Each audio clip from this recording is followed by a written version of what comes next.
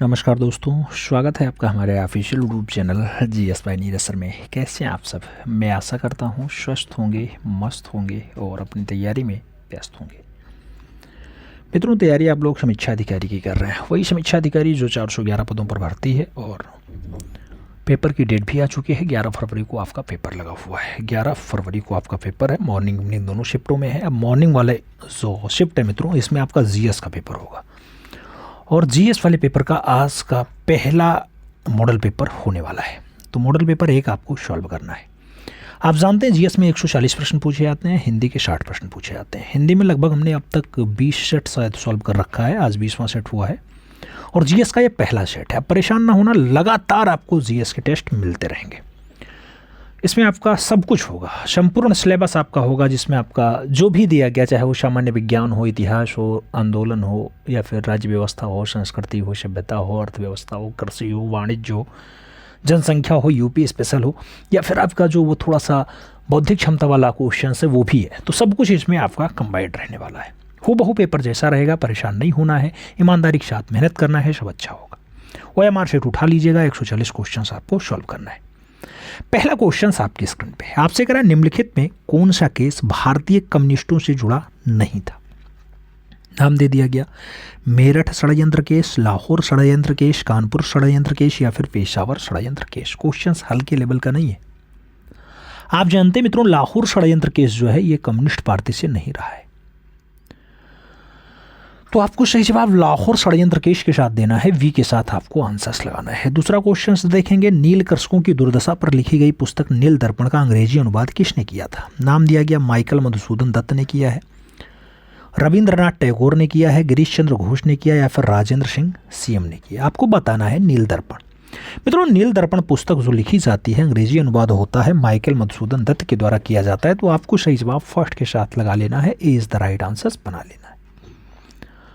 अगले क्वेश्चन पे चलेंगे। 3 नंबर क्वेश्चन होगा, आपकी स्क्रीन पे होगा। आपसे कह रहा वर्ष 1774 में रेगुलेटिंग एक्ट के तहत एक मुस्लिम कोर्ट की स्थापना की गई थी, जिसमें एक मुख्य न्यायाधीश के अलावा कितने अन्य न्यायाधीश शामिल हुए थे? 1774 में एक मेन न्यायाधीश थे, कितने अन्य न्यायाधीश थे? 2, 3, 4 या फिर 5? आपको ये बताना है। मित्रों, रेगुलेटिंग एक्ट 1773 के तहत जो आता है उसमें एक सुप्रीम कोर्ट की स्थापना कोलोकाटा में की जाती है और आप जानते हैं कोलोकाटा में जो स्थापना होती है उसमें मुख्य न्यायाधीश एलिजाह इम्पे रहे हैं और उसके साथ साथ 3 लोगों को और शामिल किया गया। टोटल 4 लोगों की सदस्यता थी। तो एक मुख्य न्यायाधीश थे, कौन थे? इम्पे जी थे, एलिहाज इम्पे, और मुख्य न्यायाधीश एलिहाज इम्पे, 3 अन्य न्यायाधीश थे। सही जवाब सी के साथ लगा लो। अगले क्वेश्चंस पे चलेंगे। 4 नंबर क्वेश्चंस होगा, आपकी स्क्रीन पे है। आपसे कह रहा मंगल पांडे ने 1857 के बैरकपुर में अपने अधिकारियों को गोली मार करके हत्या कर दी थी। बैरकपुर भारत के किस राज्य में स्थित है? नाम पश्चिम बंगाल का है, बिहार का है, उत्तर प्रदेश का है और महाराष्ट्र का है। बैरकपुर आपसे पूछा जा रहा कहाँ है? आप जानते हैं मित्रों, मंगल पांडे 34वें नेवी इन्फेंट्री के सिपाही रहे हैं और उन्होंने जो है पश्चिम बंगाल के रहे हैं। कहाँ से हैं बैरकपुर? आप जानते हैं पश्चिम बंगाल का है। कहाँ का है? पश्चिम बंगाल। आप जानते होंगे मंगल पांडे को फांसी दी गई थी और वो दी गई थी 8 अप्रैल को, 8 अप्रैल 1857 को दी गई थी। आप ये भी जानते होंगे कि 29 मार्च 1857 को लेफ्टिनेंट बाग को गोली मारी थी। किसने? मंगल पांडे ने। तो 29 मार्च को इन्होंने गोली मारी थी। 29 मार्च को गोली मारी, 8 अप्रैल को फांसी हो गई। कब? 29 मार्च 1857 को फांसी हुई नहीं, 29 मार्च 1857 को गोली मारी थी, 8 अप्रैल को जो है फांसी हुई थी। अगले क्वेश्चन पे चलेंगे। 5 नंबर क्वेश्चन आएगा। आपसे कह रहा है मित्रों, आपको बताना है, प्रश्न संख्या 5 कह रहा है, किस भारतीय द्वारा प्रकाशित अंग्रेजी भाषा का पहला समाचार पत्र कौन था? अंग्रेजी भाषा में छपने वाला पहला, किसी भारतीय द्वारा प्रकाशित अंग्रेजी भाषा का पहला? बंगाल गजट राय, सोमप्रकाश राय, पायनियर राय या फिर उदंत मार्तंड राय? आप जानते हैं मित्रों, भारतीय द्वारा प्रकाशित हो, अंग्रेजी का पहला हो, अंग्रेजी का पहला जो समाचार आएगा मित्रों वो बंगाल गजट होगा। तो आपको बंगाल गजट देना होगा। 1816 में बाल गंगाधर तिलक मत लगाना, गंगाधर भट्टाचार्य के द्वारा यह प्रकाशित किया गया था। और जो उदंत मार्तंड है ये मित्रों हिंदी भाषा का प्रथम है। क्या है? हिंदी भाषा का प्रथम है, याद रखिएगा, हिंदी भाषा का प्रथम है। जुगल किशोर के द्वारा आपका उदंत मार्तंड जो है प्रकाशित किया गया था। किसके द्वारा? पंडित जुगल किशोर। दोनों बातें समझ में आई। अगला क्वेश्चन 6 नंबर देखेंगे। आपसे क्वेश्चन कह रहा है प्रश्न संख्या 6, मई जून 2023 में संपन्न फ्रेंच ओपन 2023 के पुरुष एकल खिताब के विजेता कौन है? फ्रेंच ओपन 2023 में आयोजन आप जानते हैं लगभग 28 मई के आसपास हुआ था, 11 जून तक चला था ना, पेरिस फ्रांस में किया गया था। तो इसके विजेता कौन रहे मित्रों? जब विजेता की बात आए तो नोवाक जोकोविच का नाम लगाना। पुरुष एकल में नोवाक जोकोविच जो सर्बिया के हैं वो विजेता हैं, और कैप्सस रूड जो नॉर्वे के हैं वो विजेता हैं। सही जवाब नोवाक जोकोविच के साथ लगा लेना, she is the right answers बना लेना। अगला क्वेश्चन देखते हैं, 7 नंबर है, आपकी स्क्रीन पे है। आपसे कह रहा है मित्रों, जून 2023 में जारी ग्लोबल पीस इंडेक्स 2023 में भारत की कौन सी रैंकिंग थी? नाम दे दिया गया मित्रों, नाम दिया गया 126वीं रैंकिंग है, 120वीं है, 100वीं है या फिर 108वीं। जून 2023 में जारी ग्लोबल पीस इंडेक्स 2023, अगर बात करते हैं ग्लोबल पीस इंडेक्स 2023 की, तो 126वीं रैंक है। कौन सी है? 126 है। तो सही जवाब आपको फर्स्ट के साथ लगाना है, ए इज द राइट आंसर्स बना लेना है। अगला क्वेश्चन देखा जाए तो अगला क्वेश्चन 8 नंबर है, आपकी स्क्रीन पे है। प्रश्न संख्या 8 की बात करते हैं। आपसे पूछा गया 32वां बिहारी पुरस्कार 2022 किसे प्रदान किया गया? नाम मधु कंकारिया का है, डॉक्टर माधव हाड़ा का है, ओम प्रकाश मिश्र का है और खालिद जावेद का है। 32वां बिहारी पुरस्कार 2022 की अगर बात करते हैं मित्रों, तो ये डॉक्टर माधव हांडा को मिला है। सही जवाब शी के साथ लगाना पड़ेगा, सी इज द राइट आंसर्स लगा लो। अगले क्वेश्चन पे चलें। बिहारी पुरस्कार किसके द्वारा दिया जाता है? के बिड़ला फाउंडेशन देता है, याद रखिएगा, के बिड़ला फाउंडेशन देता है। अगले क्वेश्चंस पे 9 नंबर क्वेश्चंस पे चलते हैं मित्रों। आपसे बौद्धिक क्षमता को क्वेश्चंस पूछ लिया गया। यदि माइनस का अर्थ हम गुणा में ले लें, प्लस का अर्थ हम भाग में ले लें, गुणा का अर्थ हम जोड़ में ले लें और भाग का अर्थ हम घटाव में ले लें, तो 24 प्लस, अब प्लस की जगह क्या करना है? प्लस की जगह भाग कर लेना है, और भाग की जगह क्या करना है मित्रों? तो आप देखे होंगे कि भाग का अर्थ हम माइनस कर लें। इसके साथ हमें माइनस के अर्थ में गुणा ले लेना है, और गुणा के अर्थ में क्या लेना है? तो गुणा के अर्थ में हमें जोड़ ले लेना है। अब आपको आंसर्स बता देना है। तो आप जब इसे जोड़ घटाओ गुणा भाग करेंगे ना, तो 24 भागे 6 माइनस 2 गुणे 9 प्लस 4 आपने कर दिया मित्रों। अब निकलेगा क्या? 6 चौके 24, सबसे पहले भाग देना होता है, 24 माइनस, उसके बाद गुणा करना है हमें। तो आप गुणा करेंगे, 9 दूनी 18 हो जाएगा, 18 प्लस 4 कर लेना है। अब उसके बाद क्या करना है? आप देख रहे होंगे 18 18 18 18 18, आंसर्स क्या आएगा आपका मित्रों? अब आपका ये भी प्लस है, ये भी प्लस है, तो 4 4 8 जुड़ जाएगा, 8 घटेगा 10 में से, तो यहाँ बचेगा माइनस का 10। सही जवाब क्या बनना है? माइनस का 10 बनना है, इसलिए सही जवाब फर्स्ट के साथ लगाना। बॉड मॉस का रूल आपको पता होगा, मैं ऐसा मान के चल रहा हूँ। अगले क्वेश्चन पे चलते हैं। फिर से वही सेम क्वेश्चन से आपसे पूछ लिया मित्रों, निम्नलिखित जानकारी के आधार पर प्रश्नों का उत्तर दीजिए। प्लस का अर्थ गुणा है, माइनस का अर्थ भाग है, भाग का अर्थ आपका जोड़ है और गुणा का अर्थ माइनस है। आप जानते हैं मित्रों, कहा रहा है कि भाग का अर्थ जोड़ है, भाग का अर्थ जोड़ कर लिया आपने, माइनस का अर्थ आपका भाग है, भाग दे दिया, गुणा का अर्थ आपका माइनस है मित्रों, माइनस कर लिया, और जोड़ का अर्थ आपका गुणा है, ऐसे कर लिया। अब आपको आंसर्स बता देना है। सेम करोगे ना तो आपका क्या निकल करके आएगा? बोर्ड माउस में BODMAS होता है मित्रों, आप जानते हैं। पहले 16 लिख लो, उसके बाद 4 चौको 16, 16 चौको 64, 4 से 16 ही हम 64 कर दो, 16 आ जाएगा। माइनस 4 कर लो, गुणे 3 कर लो, आप देख रहे होंगे 4 3 12 होगा, ये 16 16 32 हो जाएगा, माइनस आपका 12 हो जाएगा। आंसर्स क्या आएगा? आप जानते हैं 20 आपका आंसर्स बनेगा। सही जवाब फर्स्ट के साथ लगाना पड़ेगा, तो A is the right answers ऐसे लगा लेना। बहुत जटिल क्वेश्चंस नहीं आएंगे। अब ऐसा क्वेश्चंस आ गया, आपको ट्रायंगल गिनना है। निम्नलिखित आकृतियों में त्रिभुजों की संख्या ज्ञात कीजिए। त्रिभुज दे दिया गया, इसमें त्रिभुज आपको काउंट करना, 1 2 3 4 तो आपका मेन दिखाई दे रहा है ना, तो अभिष्ट त्रिभुजों की संख्या क्या हो जाएगी? 4 हो जाएगी। दिखाई दे रहा ना, एक ये वाला त्रिभुज, एक ये वाला त्रिभुज, एक ये वाला त्रिभुज और एक ये बिट वाला त्रिभुज, तो आपका 4 त्रिभुज है। सी के साथ आंसर्स लगाओ। अगला क्वेश्चन 12 नंबर हम लोग सॉल्व करते हैं। प्रश्न संख्या 12 की बात करने कह रहा है, किसने स्वामी विवेकानंद को आधुनिक राष्ट्रीय आंदोलन का आध्यात्मिक पिता कहा था? आधुनिक राष्ट्रीय आंदोलन का आध्यात्मिक पिता क्या जो है ईश्वर चंद्र विद्यासागर ने कहा था, गांधी जी ने कहा था, सुभाष चंद्र बोस ने कहा था, या फिर मदन मोहन मालवीय के द्वारा कहा गया? तो आप जानते होंगे स्वामी विवेकानंद को आधुनिक राष्ट्रीय आंदोलन का आध्यात्मिक पिता जो कहा था मित्रों, वो कहा था, किसने कहा था? सुभाष चंद्र बोस ने कहा था, नेताजी सुभाष चंद्र बोस ने कहा था। आप जानते होंगे कलकत्ता में रामकृष्ण मिशन की स्थापना 1897 में कौन करता है? 1897 में विवेकानंद के द्वारा ही किया जाता है। अगले क्वेश्चंस पे चलते हैं। 13 नंबर क्वेश्चन है, आपकी स्क्रीन पे आ चुका है। 13 नंबर क्वेश्चन आपसे क्या कह रहा है मित्रों? कह रहा है नीचे सूफी संप्रदाय और उनके संस्थापकों के बारे में दिया गया है, इसमें से कौन सा सही सुमेलित नहीं है। 4 ऑप्शंस दे दिया गया, आपसे बताना है सही सुमेलित कौन सा नहीं है। चारों ऑप्शंस में आप देखोगे मित्रों तो कादरिया संप्रदाय शेख अब्दुल कादिर जिलानी है, एकदम सही है। फरदैसी संप्रदाय बदरुद्दीन है, एकदम सही है। और नक्शबंदी संप्रदाय की अगर बात आती है तो ख्याजी बकी बिल्ला है, एकदम सही है। जबकि जो चिश्ती संप्रदाय दिया गया ना मित्रों, इसकी स्थापना ख्वाजा मैनुद्दीन चिश्ती करते हैं और यहाँ निज़ामुद्दीन औलिया दिया गया, तो ख्वाजा मैनुद्दीन चिश्ती के साथ लगाना यही आपका आंसर होगा। D is the right answer आपको बनाना पड़ेगा। अगला क्वेश्चन 14 नंबर आएगा, आपकी स्क्रीन पे होगा। 14 नंबर क्वेश्चन कह रहा है निम्नलिखित में से किस मुगल शासक ने ज़मीन वैसी सिजदा की प्रथा को समाप्त कर दिया। ज़मीन वैसी सिजदा शाहजहाँ ने समाप्त किया, बहादुर शाह ने समाप्त किया, औरंगजेब ने समाप्त किया या फिर जहांगीर ने समाप्त किया। मित्रों ज़मीन वैसी सिजदा की जो प्रथा है ना, मुगल सम्राट शाहजहाँ ने समाप्त किया था। तो सही जवाब शाहजहाँ लगाओ, स्थापत्य कला का स्वर्ण काल वाला शाहजहाँ। और याद रखना आपके शाहजहाँ के द्वारा चहार तास्लीम की प्रथा भी शुरू की थी। सिजदा आप जानते होंगे बलबन ने स्टार्ट किया था सिजदा, और चहार तास्लीम की प्रथा किसने स्टार्ट की, तो आपके इन्हीं शाहजहाँ के द्वारा स्टार्ट की गई। अगला क्वेश्चन 15 नंबर देखेंगे, आपसे कह रहा 15 नंबर क्वेश्चन। अद्धा और बिक सल्तनत काल में जाने जाते थे। भूमि की इकाई हैं, सेना की टुकड़ी हैं, सिक्के हैं या फिर कोई नहीं। अद्धा और वित्त की अगर बात आती है मित्रों तो आप ये सिक्के के रूप में देखेंगे। सही जवाब वी के साथ लगाना। सल्तनत काल में प्राचीन जो है ये सिक्के होते हैं, फिरोज शाह तुगलक ने इसको चलाया था, अद्धा और बिक।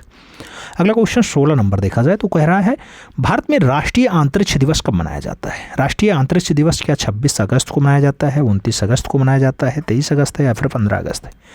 मित्रों भारत में अगर राष्ट्रीय अंतरिक्ष दिवस की बात करते हैं तो चंद्रयान 2 जब लॉन्च हुआ था ना 23 अगस्त 2023 को, तो चांद की सतह पर सफल लैंडिंग कर लिया था। इसी को राष्ट्रीय अंतरिक्ष दिवस के रूप में मनाने की घोषणा कर दी गई। तो 23 अगस्त आपका सही जवाब बनेगा, B is the right answer बनेगा। अगला क्वेश्चन 17 नंबर आएगा, आपकी स्क्रीन पे होगा मित्रों। आपसे कह रहा है निम्नलिखित यौगिकों को उनके अनुपयोग से संबंधित किया गया है, सत्य युग्म का चयन कर लीजिए। सही युग्म कौन सा है, चारों ऑप्शंस देखना। जिंक इलेक्ट्रिक बल्ब नहीं, टेट्राएथिलेट एटिनाक एजेंट हाँ बिल्कुल है, टेक्सटाइल विस्फोटक नहीं, नाइट्रोसेलुलोज संश्लेषित रेशा नहीं। सही जवाब आपको वी के साथ देना है, B is the right answer. Zinc गैल्वेनीकरण में प्रयोग होता है, आप जानते होंगे। इसमें कहा गया जिंक इलेक्ट्रिक बल्ब है, जबकि नहीं है। इलेक्ट्रिक बल्ब में आप जानते हैं टंगस्टन का प्रयोग होता है ना, जो जलता है वो फिलामेंट आपका वो टंगस्टन वाला होता है। टेक्सटाइल का प्रयोग आप जानते हैं कैंसर रोधी दवाओं में होता है, तो टेक्सटाइल के लिए यहाँ विस्फोटक कह रहा है, जबकि ये कैंसर रोगी जो है दवाओं में प्रयोग होता है। नाइट्रोसेलुलोज की बात करते हैं मित्रों, ये एक प्रकार का विस्फोटक है, तो इसे संश्लेषित रेशा कहा गया, यही आपका गलत हो गया।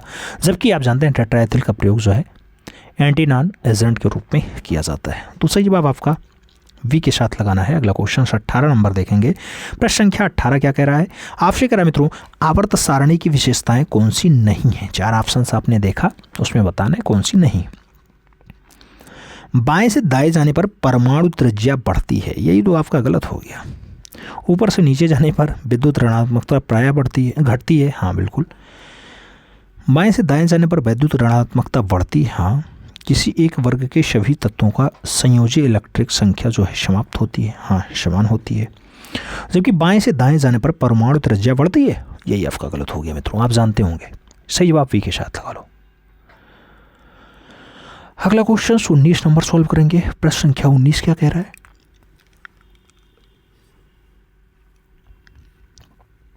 वर्ष 1927 में गठित साइमन कमीशन ने किसके सुझाव पर एक भी भारतीय सदस्य को शामिल नहीं किया गया।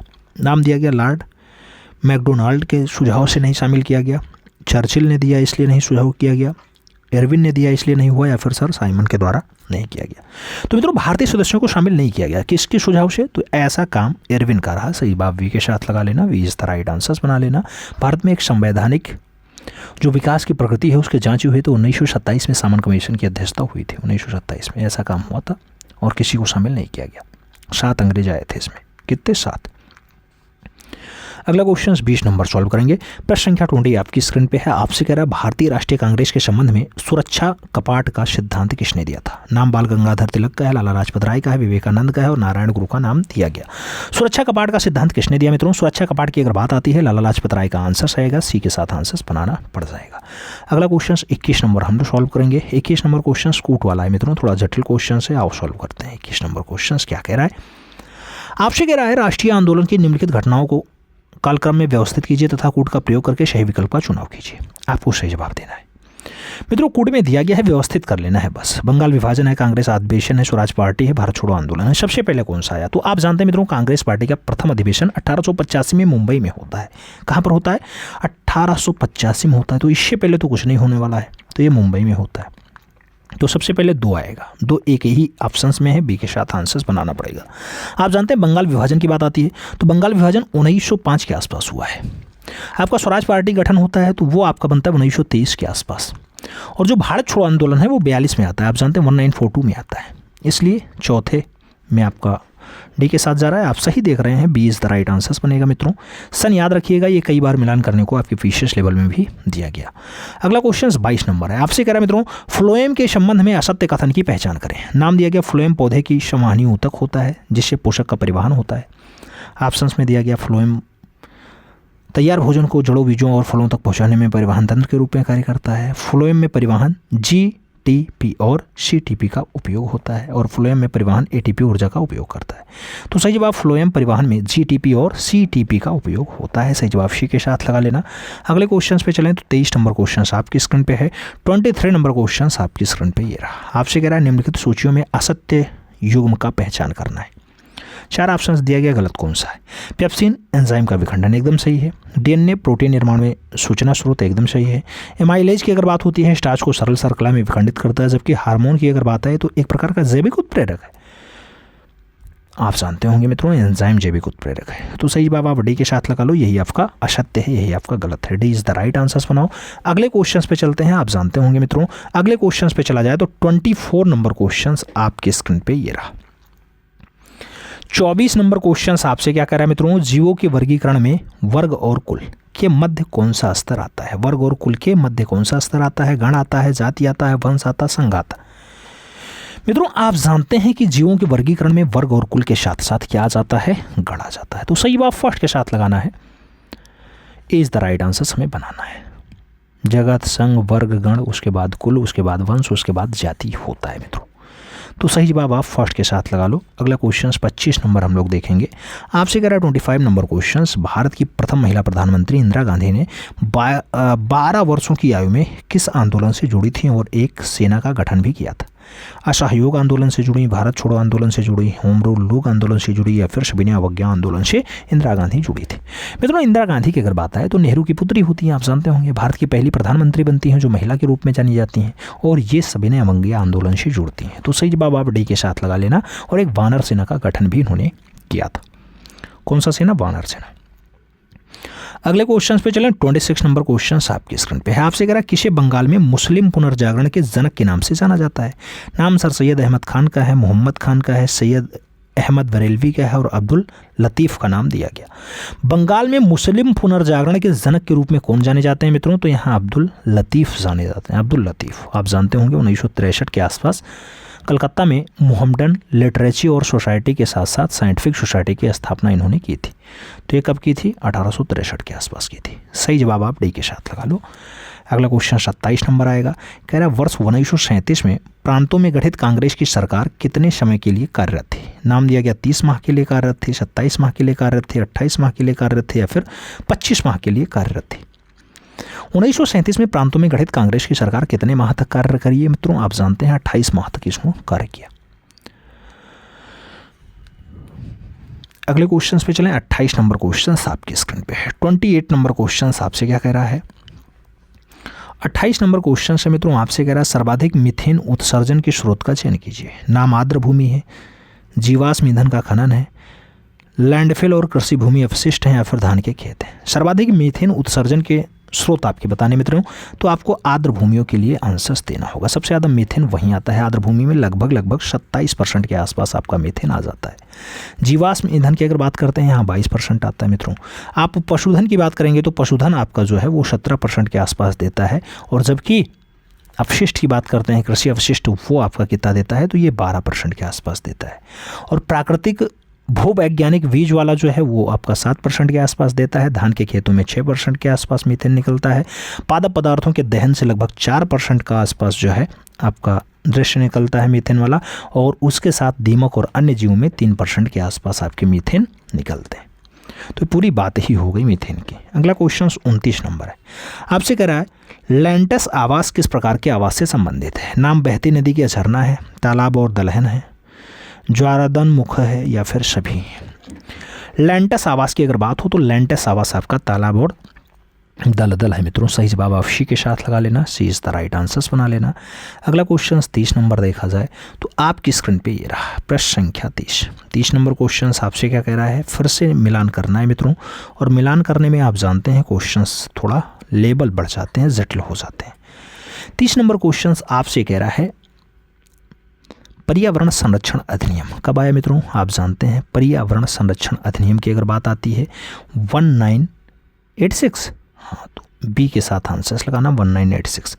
ए का दूसरा आंसर्स किस में है? ए का दूसरा 3 जगह है। अगला चलो, वायु प्रदूषण और नियंत्रण अधिनियम। वायु प्रदूषण और नियंत्रण अधिनियम 1981 में आया, 1981 में आया, यानी इसका चौथा होगा, दूसरे का चौथा, पहले का दूसरा एक ही ऑप्शंस में है, यानी तीसरे का अब सी हो जाएगा। सी मतलब 2006 में ही आया, अनुसूचित जनजाति अन्य पारंपरिक वन निवासी। और जो वन संरक्षण अधिनियम की बात आएगी मित्रों, वो आपका कब होगा? तो 1980 के आसपास हो जाएगा। तो सही जवाब आपका ए के साथ बनेगा, first is the right answers लगा लो। अगला क्वेश्चन 31 नंबर है मित्रों, आपसे क्या कह रहा है 31 नंबर क्वेश्चन, ड्यूगोंग नामक समुद्री जीव जो कि विलोपन के कगार पर है, कहाँ पाया जाता है? ड्यूगोंग सुंदरवन क्षेत्र में पाया जाएगा, मन्नार की खाड़ी में पाया जाएगा, अरब सागर में है, या फिर पश्चिमी घाट में है। ड्यूगोंग वाला जो समुद्री जीव है मित्रों वो कहाँ पाया जाता है? तो ड्यूगोंग आपका मन्नार की खाड़ी में पाया जाता है, इसलिए आपको सही जवाब सी के साथ लगाना है।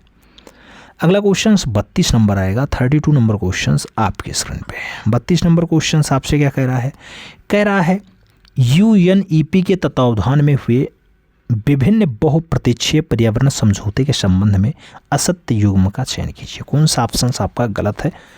कन्वेंशन ऑन लॉन्ग रेंज की अगर बात हो, convention on long range transboundary air pollution की अगर बात होती है तो 1979 में ही होता है इसका जो है आयोजन। Convention for the protection the world culture and natural heritage की अगर बात आती है मित्रों तो ये आपका 1972 में ही हुआ है, ठीक लगा हुआ है, इसका भी मिलान ठीक है। इसके साथ मिनीमाता कन्वेंशन ऑन मर्क्यूरी की अगर बात आती है तो ये 1992 में नहीं हुआ था, ये 2013 में हुआ है, तो यही आपका गलत होगा। बाकी UN convention to combat desertification ये 1994 सही है। तो आपको यहाँ गलत आंसर्स ढूंढना था, आपको सही जवाब सी के साथ लगाना है। अगला क्वेश्चन 33 नंबर आएगा, आपके स्क्रीन पे होगा। 33 नंबर क्वेश्चन आपसे कह रहा है ई अपशिष्ट यानी प्रबंधन नियम 2022 के अंतर्गत निम्नलिखित में से कौन सा घटक शामिल नहीं किया गया? नाम बैटरी अपशिष्ट है, रेडियो सक्रिय अपशिष्ट है, पैकेजिंग प्लास्टिक है, या फिर सूक्ष्म उद्योग है। सही कोड बताना है कौन कौन से घटक आपके शामिल नहीं है। तो यहाँ पर मित्रों सभी घटक शामिल नहीं है, इसलिए हमें सही जवाब डी के साथ देना है। D is the right answers बना लेना। अगला क्वेश्चन 34 नंबर है, आपसे कह रहा है कृषक प्रजा पार्टी जो बंगाल की एक महत्वपूर्ण राजनीतिक पार्टी थी, इसकी स्थापना किसने की? नाम मजहरुल हक का है, बसंती देवी का है, फजलुल हक का है, और स्वामी सहजानंद का है। कृषक प्रजा पार्टी की अगर बात करते हैं, कृषक प्रजा पार्टी स्थापना फजलुल हक ने की थी, और पार्टी मुस्लिम लीग के साथ मिलकर के 1937 में बंगाल में सरकार भी बनाती है, याद रखिएगा कब? 1937 में। तो सही जवाब वी के साथ लगा लो। अगला क्वेश्चन 35 नंबर देखेंगे। 35 नंबर क्वेश्चन आपसे कह रहा है भारत की प्रथम स्नातक महिला कौन थी जिसने भारतीय राष्ट्रीय कांग्रेस के अधिवेशन को संबोधित किया था? नाम सरोजिनी नायडू है, कादम्बिनी गांगुली है, नलिनी वेन है, या फिर बेगम अब्दुल्ला है। भारत की प्रथम स्नातक महिला कौन है? भारत की पहली स्नातक महिला का नाम कादम्बिनी गांगुली है मित्रों। तो सही जवाब आपको सी के साथ लगाना है। 1890 के आसपास जब ये भारतीय राष्ट्रीय कांग्रेस का कलकत्ता वाला अधिवेशन हुआ था उसमें इन्होंने जो है संबोधन दिया था। तो सही जवाब आप सी के साथ लगा लेना। अगला क्वेश्चन लगभग ये 6वां अधिवेशन रहा होगा क्योंकि 85 में इसकी स्थापना हुई थी। अगला क्वेश्चन 36 नंबर है। 36 नंबर क्वेश्चन से आपकी स्क्रीन पे है। आपसे कह रहा निम्नलिखित में से किसने हिंदू ग्रंथ भगवद गीता का अंग्रेजी में अनुवाद किया था? अंग्रेजी में अनुवाद भगवद गीता का किसने किया मित्रों?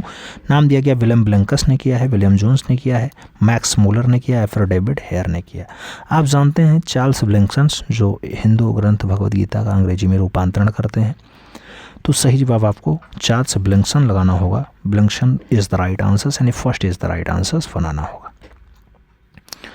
अगले क्वेश्चन पे चलें। 37 नंबर क्वेश्चन है, आपकी स्क्रीन पे आ चुका है 37 नंबर। आपसे कह रहा है मित्रों, संयुक्त राष्ट्र जैव विविधता अभिसमय को पक्षकारों का 15वां सम्मेलन यानी COP15 के विषय में असत्य कथन यानी गलत कथन आपको चुनना है। ऑप्शंस में बहुत सारे नाम हैं। COP15 की अध्यक्षता चीन द्वारा की गई, हाँ की गई। COP15 का आयोजन कनाडा में हुआ, हाँ हुआ था। COP15 का मुख्य उद्देश्य वैश्विक जीवन विविधता में फ्रेमवर्क यानी GBF को अपनाना था, हाँ हुआ था। जबकि वैश्विक जैव विविधता फ्रेमवर्क 2025 में समाप्त हो रहा है। आईसी जैव विविधता जो लक्ष्यों है उसका स्थान ले लेगा, यही आपका गलत है। आप जानते हैं 2025 नहीं, ये 2020 है और 2020 में समाप्त हो रहा है, तो ऐसी बात होनी चाहिए थी। सही जवाब आप डी के साथ लगा लो। अगला क्वेश्चन 38 नंबर हम लोग सॉल्व करेंगे। 38 नंबर क्वेश्चन आपकी स्क्रीन पे। 38 नंबर क्वेश्चन कह रहा है, निम्नलिखित में से किस राज्य में वनों का प्रतिशत सर्वाधिक है? वन त्रिपुरा में ज़्यादा है, मिजोरम में ज़्यादा है, उत्तराखंड में ज़्यादा है या फिर सिक्किम में ज़्यादा है? परसेंटेज के अनुसार आप आंसर्स देना। मित्रों, जब परसेंटेज की बात आती है तो मिजोरम में वन आपके ज़्यादा मिलते हैं। मिजोरम में आपके लगभग 84% के आसपास, 84.54% के आसपास मिलते हैं। अरुणाचल प्रदेश जो आपका दूसरे स्थान पे है, वहाँ पे 79.33% आपके वन मिल जाते हैं, याद रखिएगा। अगला क्वेश्चन 39 नंबर है, आपसे कह रहा है, प्लेसर निरपेक्ष में किस प्रकार के खनिज प्रयोग होते हैं? प्लेसर निरपेक्ष में जल द्वारा अघर्षित प्रकार के जो है खनिज प्रयोग होते हैं, जल द्वारा घर्षित प्रकार के जो है प्रयोग होते हैं, जल में घुलनशील होते हैं या फिर उनमें से कोई नहीं। चारों ऑप्शन आप देखोगे मित्रों तो प्लेसर निक्षेपण में जल द्वारा अघर्षित प्रकार के जो है खनिज प्रयोग होते हैं, तो सही जवाब आपको फर्स्ट के साथ देना है। A is the right answers लगा लेना है। 40 नंबर क्वेश्चन पे चलते हैं, आपकी स्क्रीन पे ये रहा। आपसे कह रहा है, निम्न कथनों पर विचार कीजिए। 4 ऑप्शंस दे दिए गए हैं, सत्य कथन का पहचान करना है, आपको फिर बताना है। आप कह रहे हैं, प्रायद्वीपीय शैलक्रम के साथ साथ राजस्थान में अनेक अलौह खनिज पाए जाते हैं, हाँ पाए जाते हैं। उत्तरी भारत के विस्तृत जलोढ़ मैदान आर्थिक महत्व में खनिजों से विहीन है, हाँ बिल्कुल है।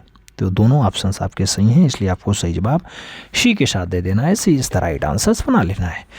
अगला क्वेश्चन 41 नंबर आएगा मित्रों। 41 नंबर क्वेश्चन है, आपसे कथन और कारण पे क्वेश्चन कह रहा है। कथन ए है, कारण आर है। कथन कह रहा है मित्रों कि कृषि तथा उद्योग एक दूसरे से पृथक है, और दूसरा कह रहा है कृषि पर आधारित उद्योगों ने कृषि पैदावार बढ़ोतरी को प्रोत्साहन कर दिया। अब आपसे क्वेश्चंस करने को कह रहा है, कौन सा सही कौन सा गलत? तो मित्रों, कृषि और उद्योग,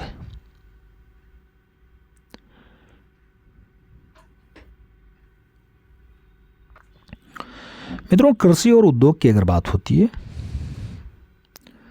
तो कृषि और उद्योग एक दूसरे से पृथक हैं। कृषि और उद्योग एक दूसरे से पृथक हैं, और ये भी आपसे कहा जा रहा है कि कृषि पर आधारित उद्योग ने कृषि पैदावार बढ़ोतरी को प्रोत्साहन दिया। हाँ, तो कृषि पर आधारित जो आपका उद्योग लगता है उसमें पैदावार तो बढ़ती है। तो आर आपका सत्य है, लेकिन ए आपका असत्य है, इसलिए हमें सही जवाब डी के साथ देना है। तो D is the right answers बना लेना है।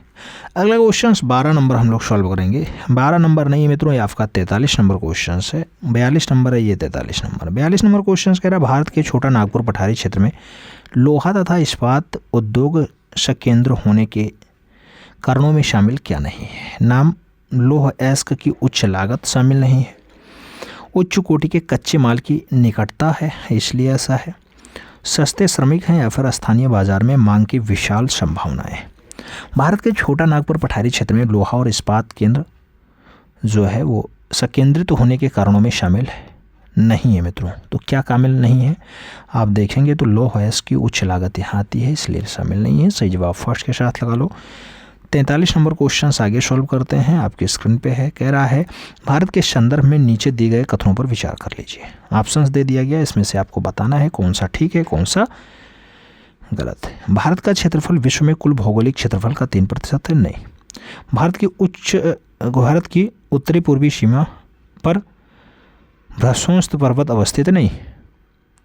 आप जानते होंगे भारत का भूभाग जो है वो कितना है, 32-87, तो लगभग वो 2.4 के आसपास आता है, 2.4 के आसपास आता है ना, 3% नहीं है।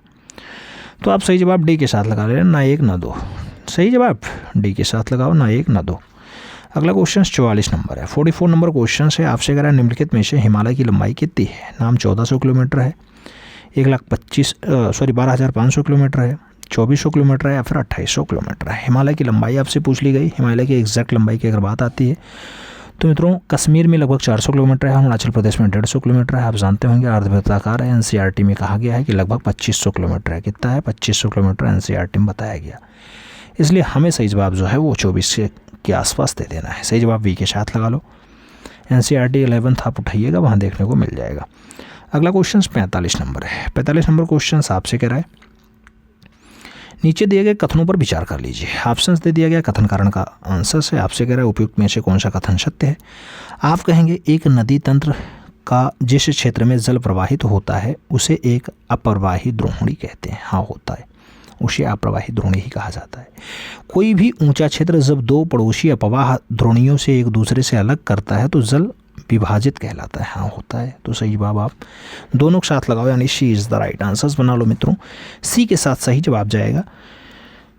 अगला क्वेश्चन 46 नंबर आएगा। 46 नंबर क्वेश्चन आपकी स्क्रीन पे है। आपसे कह रहा है संयुक्त वन प्रबंधन की शुरुआत किस वर्ष हुई। संयुक्त वन प्रबंधन 1988 में हुआ, 1990 में हुआ, 1982 में हुआ या फिर सन 2000 में हुआ। संयुक्त वन प्रबंधन की शुरुआत औपचारिक रूप से 1988 में हुई है। तो सही जवाब फर्स्ट के साथ लगाओ, इज द राइट आंसर्स बनाओ मित्रों। अगला क्वेश्चन 47 नंबर आएगा। 47 नंबर क्वेश्चन से आपसे क्या कह रहा है। 47 नंबर क्वेश्चन कह रहा है एक परमाणु रिएक्टर में नियंत्रण राड यानी कैडमियम का कार्य क्या होता है। आपको बताना है कैडमियम का कार्य क्या है मित्रों। कह रहा है न्यूट्रॉन की ऊर्जा को कम करता है ताकि उससे आगे विखंडित प्रक्रिया का उपयोग किया जा सके। नहीं। चेन रिएक्शन के लिए आवश्यक न्यूट्रॉन उत्पन्न करती है। नहीं। चेन रिएक्शन को नियंत्रित करने के लिए अतिरिक्त न्यूट्रॉन को अवशोषित करती है। हाँ। विखंडित प्रक्रिया के दौरान उत्पन्न अत्यधिक ऊष्मा को अवशोषित करती है और प्रकार के तापमान में अधिक वृद्धि रोकती है। नहीं। तो सही जवाब चेन रिएक्शन को नियंत्रित करने के लिए अतिरिक्त न्यूट्रॉन को अवशोषित कर लेती है। हमें सही जवाब सी के साथ दे देना है।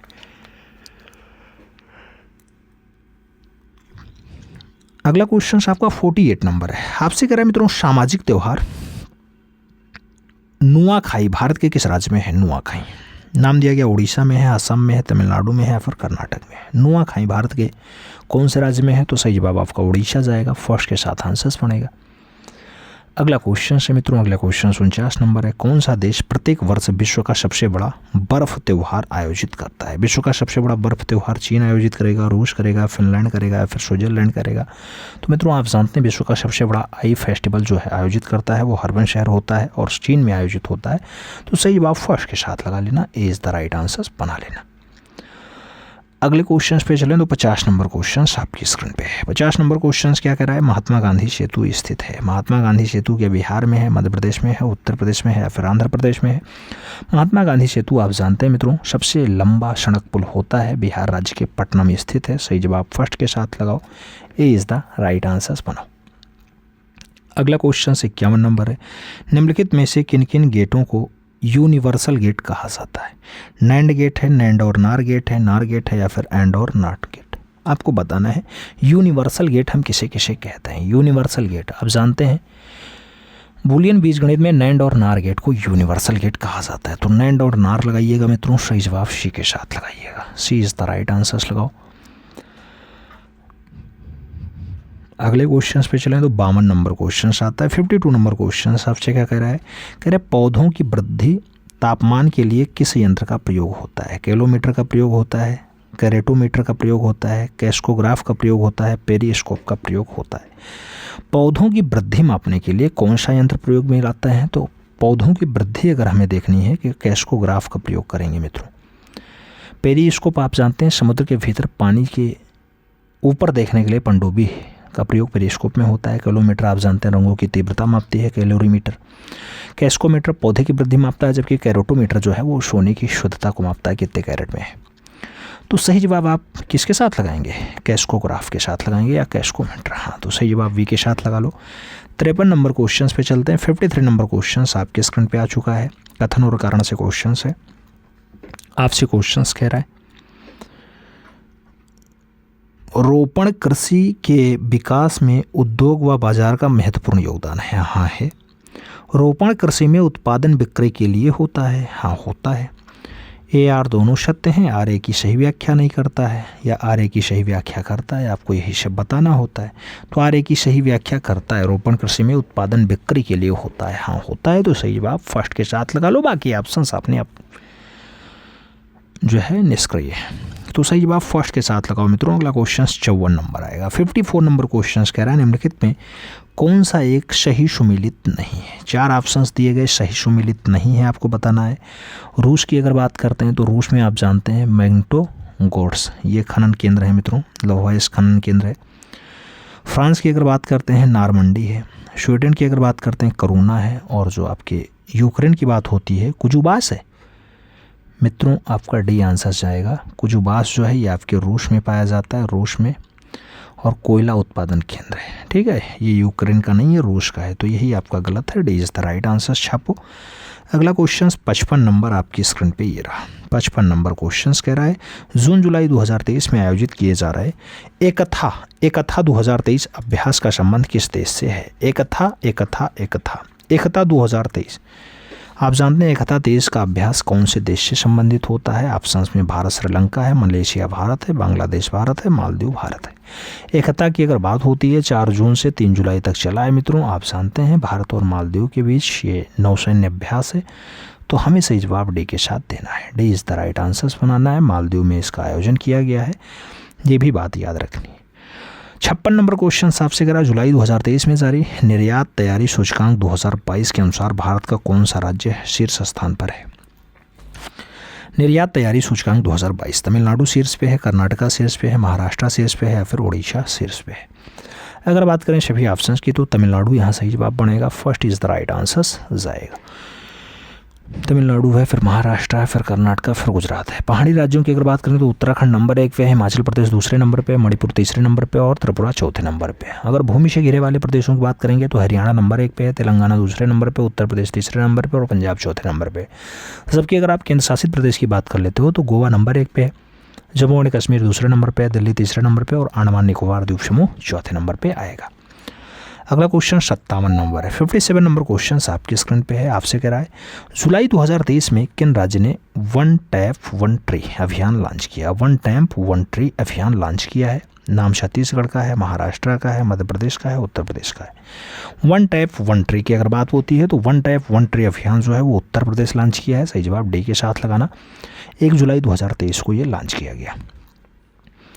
अगले क्वेश्चंस पे चलते हैं। 58 नंबर क्वेश्चंस आपकी स्क्रीन पे ये रहा मित्रों। कोड का क्वेश्चन है, थोड़ा जटिल क्वेश्चन है, सॉल्व करने में आपको दिक्कत हो सकती है। टेंशन नहीं लेना है, ज़्यादा लोड नहीं लेना है, आराम से करना है। सूची 1 को सूची 2 से सुमेलित करना है, नीचे दिए गए सही कोड के साथ जोड़ लेना है। नहर को है और नहर को जोड़ते क्या है यही आपको देखना है मित्रों। तो कील नहर आप जानते हैं मित्रों एस्चुरी और बाल्टिक सागर को जोड़ देता है, तो कील नहर को आपको दूसरे के साथ आंसर बनाना पड़ेगा। एलब ज्वारनाथ मुखी की बात करें और बाल्टिक सागर की बात करते हैं तो उसको जो है वो कील नहर जोड़ता है। शू नहर की अगर बात करते हैं तो सुपीरियर झील और ह्यूरॉन झील को जोड़ देता है, तो सुपीरियर और ह्यूरॉन सी जोड़ता है। यानी बी का आपका चौथा ऑप्शन, बी का चौथा ऑप्शन किस में है, एक ही ऑप्शन में है। First is the right answer लगा लेना।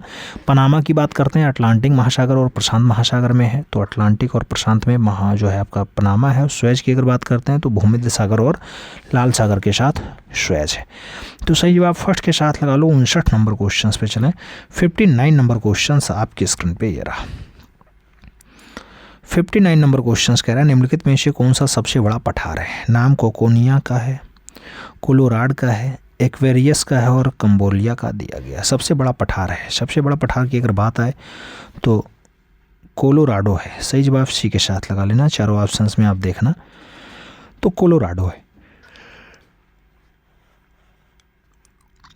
कोलोराडो का जो एरिया है 3,86,242 किलोमीटर है। कितना किलोमीटर स्क्वायर है? 3,86,242 किलोमीटर स्क्वायर। अगले क्वेश्चंस पे चलते हैं मित्रों। अगला क्वेश्चन 60 नंबर है। 60 नंबर क्वेश्चन फिर से कोड से दिया गया।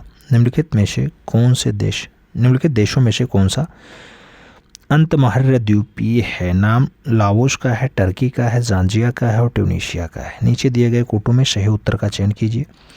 आपको उत्तर दे दिया गया है अंतर महाद्वीपीय कौन से है मित्रों, तो अंतर महाद्वीपीय में आप देखना जॉर्जिया आ जाएगा, जॉर्जिया के साथ टर्की आ जाएगा, इसलिए हमें सही जवाब वी के साथ दे देना होगा। B is the right answer बना लेना होगा। अगले क्वेश्चन पे चलते हैं। 61 नंबर क्वेश्चन आएगा, आपसे कह रहा है, क्या कह रहा है मित्रों, निम्नलिखित तिथियों में से किसमें दोपहर को आपकी छाया सबसे छोटी दिखाई देगी। 25 दिसंबर को सबसे छोटी आएगी दोपहर में, 21 जून को आएगी, 21 मार्च को आएगी, या फिर 14 फरवरी को आएगी। मित्रों अगर आपको देखना है तो कौन सी तिथि में आप सबसे छोटा दिखाई देंगे, दोपहर में खड़े होइएगा, सबसे छोटी छाया आपको 21 जून को देखने को मिलेगी। तो सही जवाब आपको सी के साथ लगाना होगा। आप जानते होंगे सूर्य कर्क रेखा के लंबवत बिल्कुल रहेगा, इसलिए छोटी दिखाई देगी। सी इज़ द राइट आंसर्स लगा लेना। अगला क्वेश्चन 62 नंबर है, शुक्र ग्रह का वायुमंडल किसके घने और पर्णवर्ती बादलों से बना है। नाम क्लोरीन का है, नाइट्रिक अम्ल का है, सल्फ्यूरिक अम्ल का है और ब्रोमीन का नाम दिया गया। शुक्र ग्रह का वायुमंडल किसके घने और पर्णपाती बादलों से बना है। तो मित्रों आप देखना सल्फ्यूरिक अम्ल आंसर्स बनेगा, B is the right answers बन जाएगा। अगला क्वेश्चन आपका 63 नंबर कह रहा है, निम्नलिखित में से गेहूं की फसल का कौन सा रोग है। नाम रस्ट का है, ब्लास्ट का है, टिक्का का है, उपयुक्त में से कोई नहीं। गेहूं फसल का कौन सा रोग है मित्रों, तो गेहूं फसल की अगर बात आए तो रस्ट का नाम आता है। रस्ट या फिर गिरोई या फिर रतुआ जो है ये आपके गेहूं के ही रोग हैं। तो सही जवाब आप फर्स्ट के साथ लगाओ, A is the right answers बनाओ। अगला क्वेश्चन देखते हैं, 64 नंबर आएगा। 64 नंबर क्वेश्चन आपकी स्क्रीन पे है। आपसे कह रहा है, उत्तर प्रदेश की कौन सी जनजाति दीपावली को शौक के रूप में मनाती है। नाम दिया गया सहरिया, पनहारिन, बैगा या फिर थारू। आप जानते हैं मित्रों एक थारू जनजाति है जो दीपावली को शौक के रूप में मनाती है। तो डी के साथ आंसर्स मिलान कर लेना, D is the right answers बना लेना। अगला क्वेश्चन 65 नंबर आएगा। 65 नंबर क्वेश्चन आपकी स्क्रीन पे है। क्या कह रहा है आपसे, जलोढ़ मिट्टी के संदर्भ में नीचे दिए गए 4 कथनों में सही कथन को चुनिए। मित्रों आपसे पूछा गया, यह मिट्टी भारत के कुल भूभाग के करीब 14% हिस्से में पाई जाती है। इस मिट्टी में फास्फोरिक एसिड भरपूर मात्रा में पाया जाता है। यह मिट्टी रेह, धूर, चौपन जैसे नामों से भी जानी जाती है। हाँ जानी जाती है। और यह मिट्टी उपजाऊ नहीं होती, ऐसा नहीं है। आपका सही जवाब जलोढ़ का नाम रेह भी है, धूर भी है, चौपन भी है, इसलिए हमें सही जवाब सी के साथ लगा लेना है। भारत के 43% हिस्सों पर इसकी भागीदारी है, तो सही जवाब सी के साथ लगा लो, बहुत उपजाऊ होता है मित्रों। अगला क्वेश्चन 66 नंबर आएगा, आपकी स्क्रीन पे है। आपसे कह रहा है, भारत में बाढ़ नियंत्रण के लिए राष्ट्रीय बाढ़ नियंत्रण कार्यक्रम किस साल लॉन्च किया गया। नाम 1951 का है, 47 का है, 54 का है और 60 का है। भारत में बाढ़ नियंत्रण के लिए राष्ट्रीय बाढ़ नियंत्रण कार्यक्रम कौन से साल लॉन्च होता है मित्रों, तो वो सन होता है 1954 का, यानी 1954 का। तो बी के साथ हमें आंसर्स लगाना है। अगला क्वेश्चन 67 नंबर देखेंगे। आपसे क्वेश्चन कह रहा है 67 नंबर। क्या कह रहा है मित्रों, फिर से वही कूट वाला क्वेश्चन है ना, विकल्प 1 विकल्प 2 को मिलान कीजिए। 4 विकल्प दिए गए, इसमें से आपको बताना है कौन सा आपका सही है। उष्ण कटिबंधीय समाना की बात होती है, तो ये कहाँ पाया जाता है मित्रों, समाना आपका प्रायद्वीपीय पठार में ज़्यादा मात्रा में देखने को मिलता है। गर्म मरुस्थल की अगर बात आती है मित्रों, तो पश्चिमी राजस्थान का है गर्म मरुस्थल। ध्रुवीय प्रकार की अगर बात आती है मित्रों, तो आप जानते हैं ध्रुवीय प्रकार आपका कहाँ पे है, जम्मू एंड कश्मीर वाला है। और शुष्क ग्रीष्म ऋतु वाला मानसून तमिलनाडु कोरोमंडल वाला है। तो आपका डी का पहला बनेगा। डी का पहला किस में जाएगा, B is the right answers बनेगा। ए का दूसरा, डी का पहला।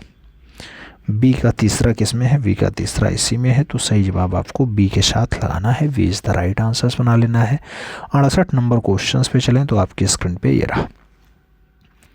68 नंबर क्वेश्चन कह रहा है, कोरी निवेशिका जिस पर स्थित है वह है। कच्छ की खाड़ी है, खंबात की खाड़ी है, कच्छ की लिटिल रन है या फिर कच्छ का रन है। कोरी निवेशिका की अगर बात आए मित्रों, तो कोरी निवेशिका आपका कच्छ का रन है, इसलिए हमें सही जवाब डी के साथ देना है, D is the right answers बनाना है।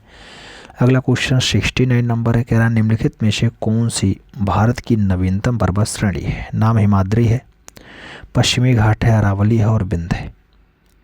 भारत की नवीनतम पर्वत श्रेणी कौन सी है, चारों ऑप्शंस में आप कहोगे हिमाद्री श्रेणी आपकी सबसे नवीनतम है, तो ए के साथ आपको आंसर्स लगा लेना है, A is the right answers बना लेना है। अगले क्वेश्चंस पे चलें। 70 नंबर क्वेश्चंस आपकी स्क्रीन पे ये रहा। 70 नंबर क्वेश्चंस आपसे क्या कर रहा है, निम्नलिखित में से कौन सा प्राचीन वलित पर्वत नहीं है। प्राचीन वलित पर्वत कौन सा नहीं है, नाम यूराल का है, एंडीज का है, अरावली का है, लेशियन का है। मित्रों आपको बताना है प्राचीन वलित पर्वत नहीं है, चारों ऑप्शंस में आप देखना है एंडीज पर्वत श्रृंखला आपकी वलित पर्वत नहीं है मित्रों। तो सही जवाब क्या लगाना पड़ेगा, सी के साथ लगाना पड़ेगा। अगला क्वेश्चन देखें, 71 नंबर है, आपसे कह रहा है संयुक्त राज्य अमेरिका और मैक्सिको के बीच सीमा पर स्थित नदी कौन सी है मित्रों? तो कोलोरेडो नदी है, मिसिसिपी है, अमेज़न है या फिर रियो ग्रांडे है। आपको बताना है संयुक्त राज्य अमेरिका और मैक्सिको के बीच सीमा पर स्थित नदी कौन सी है? तो आप कहोगे रियो ग्रांडे है। सही जवाब डी के साथ लगा लेना, Rio Grande is the right answer बना लेना। अगला क्वेश्चन 72 नंबर आएगा। 72 नंबर क्वेश्चन आपके स्क्रीन पे है, कोड से क्वेश्चन है, फिर से कह रहा है उत्तर का चयन कीजिए और जब भी सही उत्तर की बात आए मित्रों तो सही ऑप्शंस आपको मिलान करना होगा। 72 की अगर बात करते हैं तो अमीर खुसरो का नाम दिया गया। अमीर खुसरो का जैसे नाम आए मित्रों आप कहना कासगंज में इनका जन्म हुआ। मिर्ज़ा गालिब की जैसे बात आए, मिर्ज़ा गालिब आगरा आंसर्स लगाना होगा। आप चकबस्त की बात करेंगे तो चकबस्त आपके लखनऊ फैज़ाबाद वाले हैं, और जब कैफ़ी आज़मी की बात हो तो आजमगढ़ के साथ आंसर्स देना है। तो सही जवाब क्या बनेगा मित्रों, D is the right answers बनेगा। तो हमें सही जवाब यहाँ डी के साथ देना है, D is the right answers छाप लेना है। अगला क्वेश्चन 73 नंबर है, आपकी स्क्रीन पे है। फिर से कथनों पर विचार करना है मित्रों, आपको आंसर्स देना है। निम्नलिखित कथनों पर विचार कीजिए। ऑप्शंस खूब लंबा चौड़ा है, सही उत्तर देना है मित्रों, आपको बताना है सही जवाब क्या है। उत्तर प्रदेश में आधुनिक शिक्षा की नींव अंग्रेजों द्वारा 1858 में मेयो सेंट्रल कॉलेज की स्थापना 7 में कर डाली थी, यहाँ हुआ था। राज्यों में प्राथमिक शिक्षा की देखरेख के लिए उत्तर प्रदेश बेसिक शिक्षा परिषद का गठन 1980 में किया गया, नहीं। बेसिक शिक्षा के अगर देखरेख की बात आती है मित्रों तो राज्य में प्राथमिक शिक्षा की देखरेख के लिए उत्तर प्रदेश शिक्षा का जो गठन होता है ना वो 25 जुलाई को होता है, 25 जुलाई, और सन होता है 1972। तो आपका दूसरा गलत हो गया, केवल एक सही है, इसलिए हमें सही जवाब फर्स्ट के साथ दे देना है, A is the right answer बना लेना है। अगला क्वेश्चन आपका आएगा 74 नंबर। 74 नंबर क्वेश्चन कह रहा है निम्नलिखित में से उत्तर प्रदेश के किस स्थान पर दधीच कुंड अवस्थित है? नैमिषारण सीतापुर में है, बदोसराय बाराबंकी में है, मिश्रिक सीतापुर में है या फिर बांसा बाराबंकी में। दधीच कुंड आपका कहाँ है मित्रों? चारों ऑप्शंस में आप देखोगे तो दधीच कुंड हो, दधीच आश्रम हो, सीता कुंड हो, ये सब आपके मिश्रिक सीतापुर में है। तो सही जवाब वी के साथ लगाना पड़ेगा, B is the right answer. Naimisharanya में आप जानते हैं 88,000 ऋषियों की तपोभूमि है। ललिता देवी मंदिर है, चक्र तीर्थ है, व्यास गद्दी है, सुत्त गद्दी है, हनुमानगढ़ी है, ये सब आपका दृश्य कहाँ पे है? नैमिषारण में। 75 नंबर क्वेश्चंस पे चलेंगे तो आपसे कह रहा है निम्नलिखित में से कौन सा एक सही सुमेलित नहीं है? 4 ऑप्शंस दिया गया, एक सही सुमेलित नहीं है, आपको बताना है मित्रों। आप देखना तो उत्तर प्रदेश पर्यटक विभाग 1956 में अस्तित्व में आ जाता है। आप जानते होंगे उत्तर प्रदेश पर्यटन निर्देशल की अगर बात होती है 1972 में आता है। उत्तर प्रदेश पर्यटन निगम की अगर बात होती है 74 में आता है। और उत्तर प्रदेश पर्यटन नीति की अगर बात होती है तो 2020 है, नहीं 2022 है मित्रों। 16 नवंबर 2022 को बाबा ने अपना काम किया। उत्तर प्रदेश के मुख्यमंत्री योगी आदित्यनाथ की अध्यक्षता में कैबिनेट बैठक होती है और राज्य की नई पर्यटन नीति 2022 को मंजूरी मिल जाती है। तो मित्रों सही जवाब आप डी के साथ लगा लो, D is the right answers बना लो। अगला क्वेश्चन 76 नंबर है, बहुत प्यारा क्वेश्चन है मित्रों, घुमा के क्वेश्चंस पूछेगा, आपको सही जवाब देना है। ओडीओपी उत्तर प्रदेश के एक जिला एक खेल, अच्छा ओडीओएस है, एक जिला एक खेल की योजना के अंतर्गत खेलों के संबंधित जिलों से संबंधित सूची का मिलान कर देना है। सही जवाब आपको दे देना है।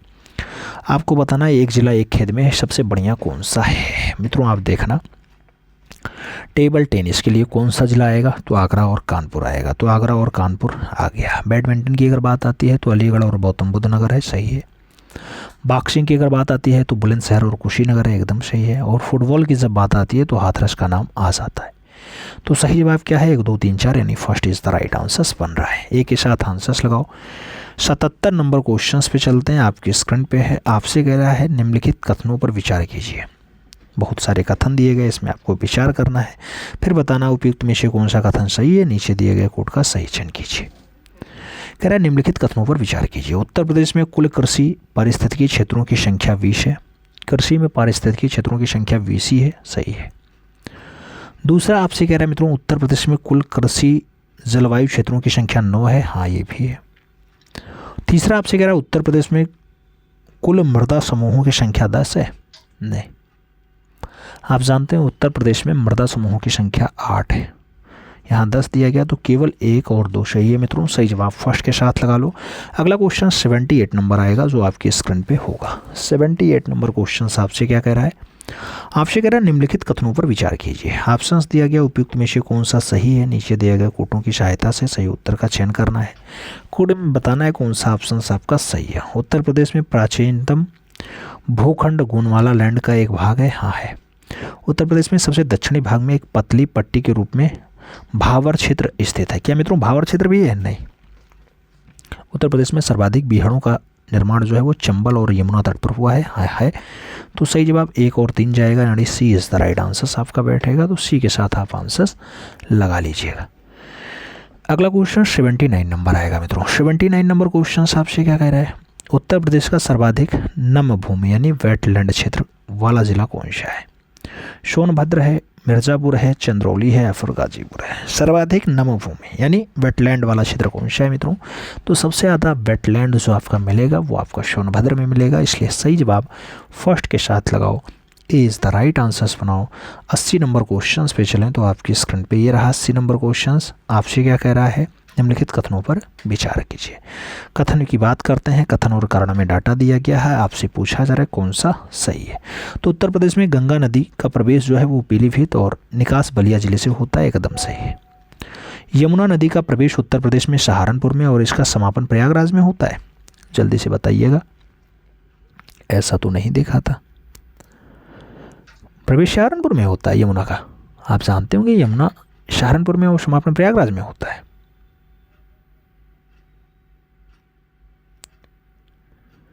और इसमें कहा जा रहा है निम्नलिखित कथनों में से सही नहीं है, नीचे दिए गए कोड की सहायता से बताओ।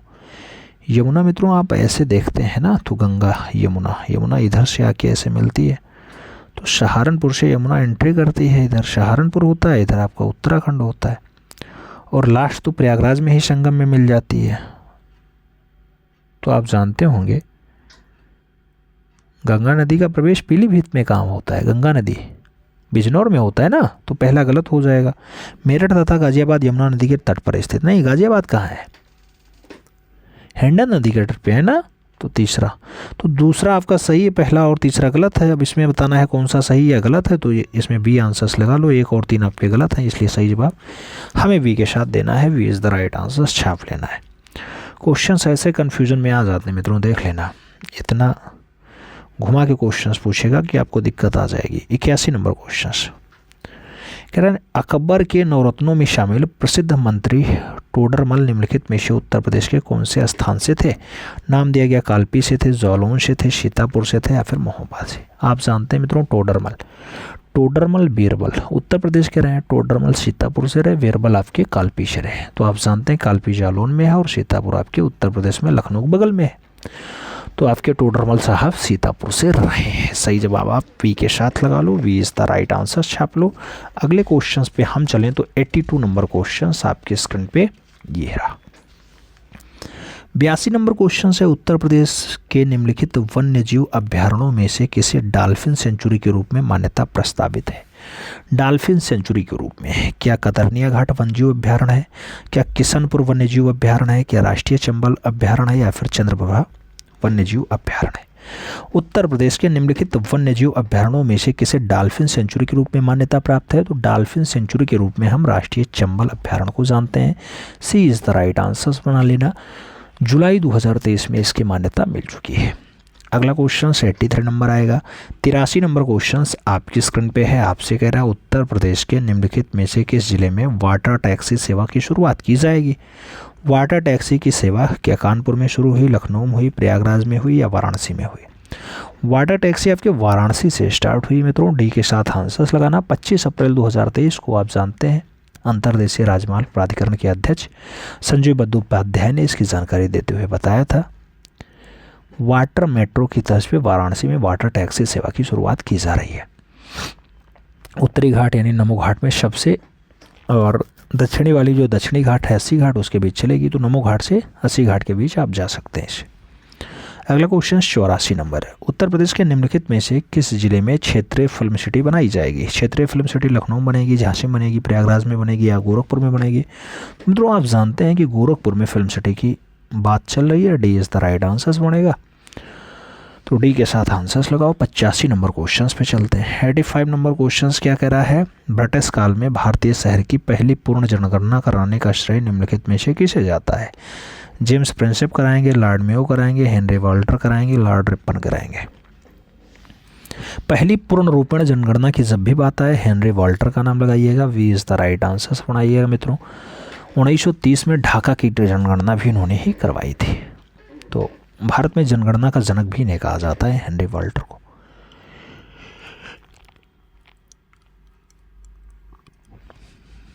अगला क्वेश्चन 86 नंबर है मित्रों। 86 नंबर क्वेश्चन आपसे क्या कह रहा है, राष्ट्रीय जनसंख्या आयोग के संदर्भ में निम्नलिखित कथनों पर विचार कीजिए। ऑप्शंस दिया गया, कौन सा सही है, नीचे दिए गए कोटों की सहायता से सही उत्तर दे दीजिए। मित्रों ऑप्शंस दिया गया, इसका गठन मार्च 1999 में हुआ, नहीं गठन 99 में नहीं हुआ, 2002 में हुआ, 2000 के आसपास हुआ है। आगे बात करें, कह रहा है इसके पहले योजना, यह पहले योजना आयोग के अंतर्गत था। हाँ, योजना आयोग के अंतर्गत ये जरूर रहा है। 2005 में पुनर्गठित करके केंद्रीय स्वास्थ्य और परिवार कल्याण मंत्रालय के अधीन लाया गया। हाँ, ये भी लाया गया। तो 2 और 3 सही है, पहला गलत है, इसलिए हमें सही जवाब वी के साथ देना है। अगला क्वेश्चन 87 नंबर आएगा, आपके स्क्रीन पे है। नई विदेश व्यापार नीति 2023 के संदर्भ में निम्नलिखित कथनों पर विचार कीजिए। उपयुक्त कथनों में कौन सा कथन असत्य है? ऑप्शंस दिया गया, 4 ऑप्शंस, इसमें से बताना है कौन सा असत्य है। मित्रों आप देखोगे तो असत्य कथन कौन सा है। 31 मार्च 2023 को इसकी घोषणा की गई। हाँ, की गई। वर्ष 2023 में 2030 तक भारत निर्यातों की $2 ट्रिलियन करना चाहता है। हाँ, करना चाहता है। इसकी नीति 5 स्तंभ है। इसके नीति के कितने स्तंभ है मित्रों? तो आप देखें ना, 4 स्तंभ दिखाई देंगे। तो यही आपका गलत हो गया, इसलिए तीसरा ऑप्शन से गलत है। सी इज़ द राइट आंसर। प्रोत्साहन की छूट को बढ़ावा देना पहला स्तंभ है। दूसरा गठबंधन निर्यातक और राज्यों जिलों भारतीय मिशनों को निर्यात संवर्धन बनाना है। और तीसरा आपका है व्यवसाय करने में सुगमता, कारोबार लागत में कमी और ई पहल की बात की जा रही है। और चौथा जो है वो उभरते क्षेत्र निर्यात हबों से ई कॉमर्स विकास, जिला और स्केमेंट नीति का विवेकपूर्ण बनाना। तो 4 स्टेप दिए गए। तो सही जवाब आप किसके साथ लगाओ? सी के साथ लगा लो। अगला क्वेश्चन 88 नंबर आएगा। 88 नंबर क्वेश्चन आपसे क्या कह रहा है, प्रजनन तथा आर्थिक विकास के बीच संबंध प्रदर्शित करने वाले वक्र को कहा जाता है? लॉरेंज वक्र कहते हैं, एंजल वक्र कहते हैं, लेफर वक्र कहते हैं, या फिर बेकर वक्र कहते हैं। प्रजनन और आर्थिक विकास के संदर्भ को प्रदर्शित करने के लिए कौन सा वक्र आता है मित्रों? तो सही आता है बेकर वक्र। क्या आता है? Baker. D is the right answer बैठ जाता है। अगला क्वेश्चन 89 नंबर आएगा। 89 नंबर क्वेश्चन आपके स्क्रीन पे है। आपसे कह रहा है विश्व व्यापार संगठन WTO के अंबर बॉक्स में निम्नलिखित में से किस प्रकार के सब्सिडी अथवा समर्थन को रखा गया है? 4 ऑप्शंस दिए गए, उसमें आपको बताना है कैसा है। वह सब्सिडी जो उत्पादन निर्यात से बिल्कुल अलग होती हैं, जिन्हें किसानों को प्रत्यक्ष भुगतान देना है। नहीं, वो सब्सिडी जो किसानों की हानि पूर्ण भुगतान के रूप में या फिर उत्पादन को सीमित करने की एवज में दी जाती है। नहीं, कह रहा वही सब्सिडी जो व्यापार को विकसित रूप देती है। हाँ, इसमें WTO वर्ल्ड ट्रेड ऑर्गेनाइजेशन विश्व व्यापार संगठन काम करता है। उपयुक्त में से कोई नहीं। तो सही जवाब आपको सी के साथ लगाना है। सी इज़ द राइट आंसर बनाना है। अगला क्वेश्चन 90 नंबर आएगा मित्रों। आपसे कोड पे क्वेश्चन कह रहा है। 90 नंबर क्वेश्चन से आपसे कह रहा है निम्नलिखित पर विचार कीजिए। स्वास्थ्य है, शिक्षा है, जीवन निर्वाहन स्तर है, प्रति व्यक्ति उपभोक्ता स्तर है। उपयुक्त में से कौन सा UNDP द्वारा जारी बहुआयामी गरीबी सूचकांक के आयाम हैं? आपको बता देना है कौन से हैं। स्वास्थ्य भी है, शिक्षा भी है और जीवन निर्वाहन स्तर भी है, इसलिए हमें सही जवाब वी के साथ देना है। B is the right answers बना लेना है। स्वास्थ्य, शिक्षा, जीवन निर्वाहन स्तर। जीवन निर्वाहन स्तर में आपके रसोई ईंधन आते हैं, स्वच्छता आता है, पेयजल आता है, विद्युत आता है, घर आता है, संपत्ति आता है। शिक्षा में आप जानते हैं कि स्कूलिंग वर्ष आता है, स्कूल में उपस्थिति आ जाता है, जबकि स्वास्थ्य में आपका पोषण और बाल मृत्यु आ जाता है। तो सही जवाब आप वी के साथ लगा लो। अगला क्वेश्चन आपका 91 नंबर रहेगा, आपके स्क्रीन पे है। आपसे कह रहा है सर्वोच्च न्यायालय, क्या कह रहा है मित्रों? सर्वोच्च न्यायालय भारतीय नागरिकों के मौलिक अधिकारों की सुरक्षा भारतीय संविधान के किस अनुच्छेद के तहत करता है? 58, 32, 18 या फिर 80? सर्वोच्च न्यायालय भारतीय नागरिकों के मौलिक अधिकारों की सुरक्षा कौन से अनुच्छेद के तहत करता है मित्रों? तो अनुच्छेद आपका 32 होता है, 32 नंबर होता है। अब उच्च न्यायालय की बात करता है हाई कोर्ट की, तो वो 226 है। क्या है? 226 हो जाता है। 5 प्रकार की रट यहीं आती है: बंदी प्रत्यक्षीकरण, परमादेश, प्रतिषेध, उत्प्रेक्षा और अधिकार प्रेक्षा, उत्प्रेषण और अधिकार प्रेक्षा। तो इसी टाइप का 5 टाइप का रिट जो है यहाँ जारी होता है। अगला क्वेश्चन 92 नंबर है, आपसे कह रहा है निम्नलिखित में से किस अनुच्छेद के अधीन राज्यपाल राष्ट्रपति के विचार के लिए किसी विधेयक को आरक्षित रख सकता है? राज्यपाल राष्ट्रपति के विचार के लिए किसी विधेयक को आरक्षित रख सकता है। अनुच्छेद 197 में ऐसा प्रावधान है, 200 में है, 170 में है या फिर 205 में है। तो ऐसा प्रावधान आपका अनुच्छेद 200 में किया गया मित्रों। सही जवाब आप सी के साथ लगाना, C is the right answers बनाना। 93 नंबर क्वेश्चन पे चलना। आपसे कह रहा है केंद्र राज्य विधायी संबंध भारतीय संविधान के किस भाग में दिए गए हैं? भाग 2 में है, भाग 9 में है, भाग 5 में है, भाग 10 में है। केंद्र राज्य विधायी संबंध, केंद्र राज्य विधायी संबंध की अगर बात आए मित्रों तो आप कहना भाग 9 का नहीं 11 का हिस्सा है। भाग 11 में ऐसा उल्लेख है जिसका अनुच्छेद 245 से स्टार्ट होकर के 255 तक का जाता है और इसी में आपका काम बनता है। तो सी इज़ द राइट आंसर्स लगाना पड़ता है। 94 नंबर क्वेश्चन पे चलें। कह रहा है निम्नलिखित अनुच्छेदों में से किसमें निर्वाचन आयोग की स्थापना का प्रावधान है? 320, 319, 342, 324। निर्वाचन आयोग की बात है मित्रों तो आप जानते हैं 324 में निर्वाचन आयोग की बात की गई है। सही जवाब डी के साथ लगाना पड़ेगा। अगला क्वेश्चन 95 नंबर आएगा, आपकी स्क्रीन पे है। आपसे कह रहा है निम्न युग्मों में से कौन सा एक सही सुमेलित नहीं है? 4 ऑप्शंस दिया गया, बताना है कौन सा सही सुमेलित नहीं है। कानपुर, कानपुर नगर पालिका परिषद मित्रों आप जानते हैं नगर पालिका परिषद नहीं है, नगर निगम है, निगम। तो यही आपका गलत है, बाकी सब सही है। गाजियाबाद नगर निगम है, लखनऊ छावनी परिषद है, काकोरी नगर पंचायत है। तो सही जवाब कानपुर वाला लगा लो, first is the right answers बना लो। अगले क्वेश्चन पे चले। नगर निगम लखनऊ में भी है लेकिन छावनी परिषद भी है, कैंट वाला एरिया आप जानते हैं ना। अगला क्वेश्चन 96 नंबर है। 96 नंबर क्वेश्चन कथन और कारण पे है। कह रहा है कौन सा जो है आपका सही है? कथन और कारण में दिया गया ऑप्शंस, भारतीय संविधान मूलतः संघात्मक स्वरूप का है, हाँ है। अनुच्छेद 356 में राष्ट्रीय आपातकाल, युद्ध, वायु आक्रमण और सशस्त्र विद्रोह के समय राष्ट्रपति द्वारा राष्ट्रीय आपातकाल की उद्घोषणा का प्रावधान है। तीनों टाइप के नहीं है 356 में, आप जानते होंगे 356 में राज्य में संवैधानिक तंत्र की विफलता पर जो है राष्ट्रपति शासन लगता है। तो ये तीनों नहीं है, वायु आक्रमण, संस्था और ये युद्ध वाला। इसलिए केवल आपका ऑप्शन कथन सही हो जाएगा, कारण गलत हो जाएगा। इसलिए सी के साथ आपको आंसर्स मिलान करना होगा, C is the right answers देना होगा। हम अगले क्वेश्चन पे चलें तो हमारा अगला क्वेश्चन कौन सा आएगा? अगला क्वेश्चन 97 नंबर होगा। 97 नंबर क्वेश्चन आपसे क्या कह रहा है? कह रहा है राज्य के राज्यपाल द्वारा मुख्यमंत्री की नियुक्ति भारतीय संविधान के किस अनुच्छेद के अंतर्गत की जाती है? 160, 164, 154, 166। मुख्यमंत्री की नियुक्ति किस पे होती है मित्रों? आप जानते हैं अनुच्छेद में 364 नहीं 164 का फर्स्ट है और उसमें ऐसी बात की गई। 164 एक में मुख्यमंत्री की बात की गई, तो सी के साथ आंसर्स लगा लो। अगला क्वेश्चन 98 नंबर पे चलते हैं। 98 नंबर क्वेश्चन आपकी स्क्रीन पे है। क्या कह रहा है आपसे? 98 नंबर क्वेश्चन कह रहा है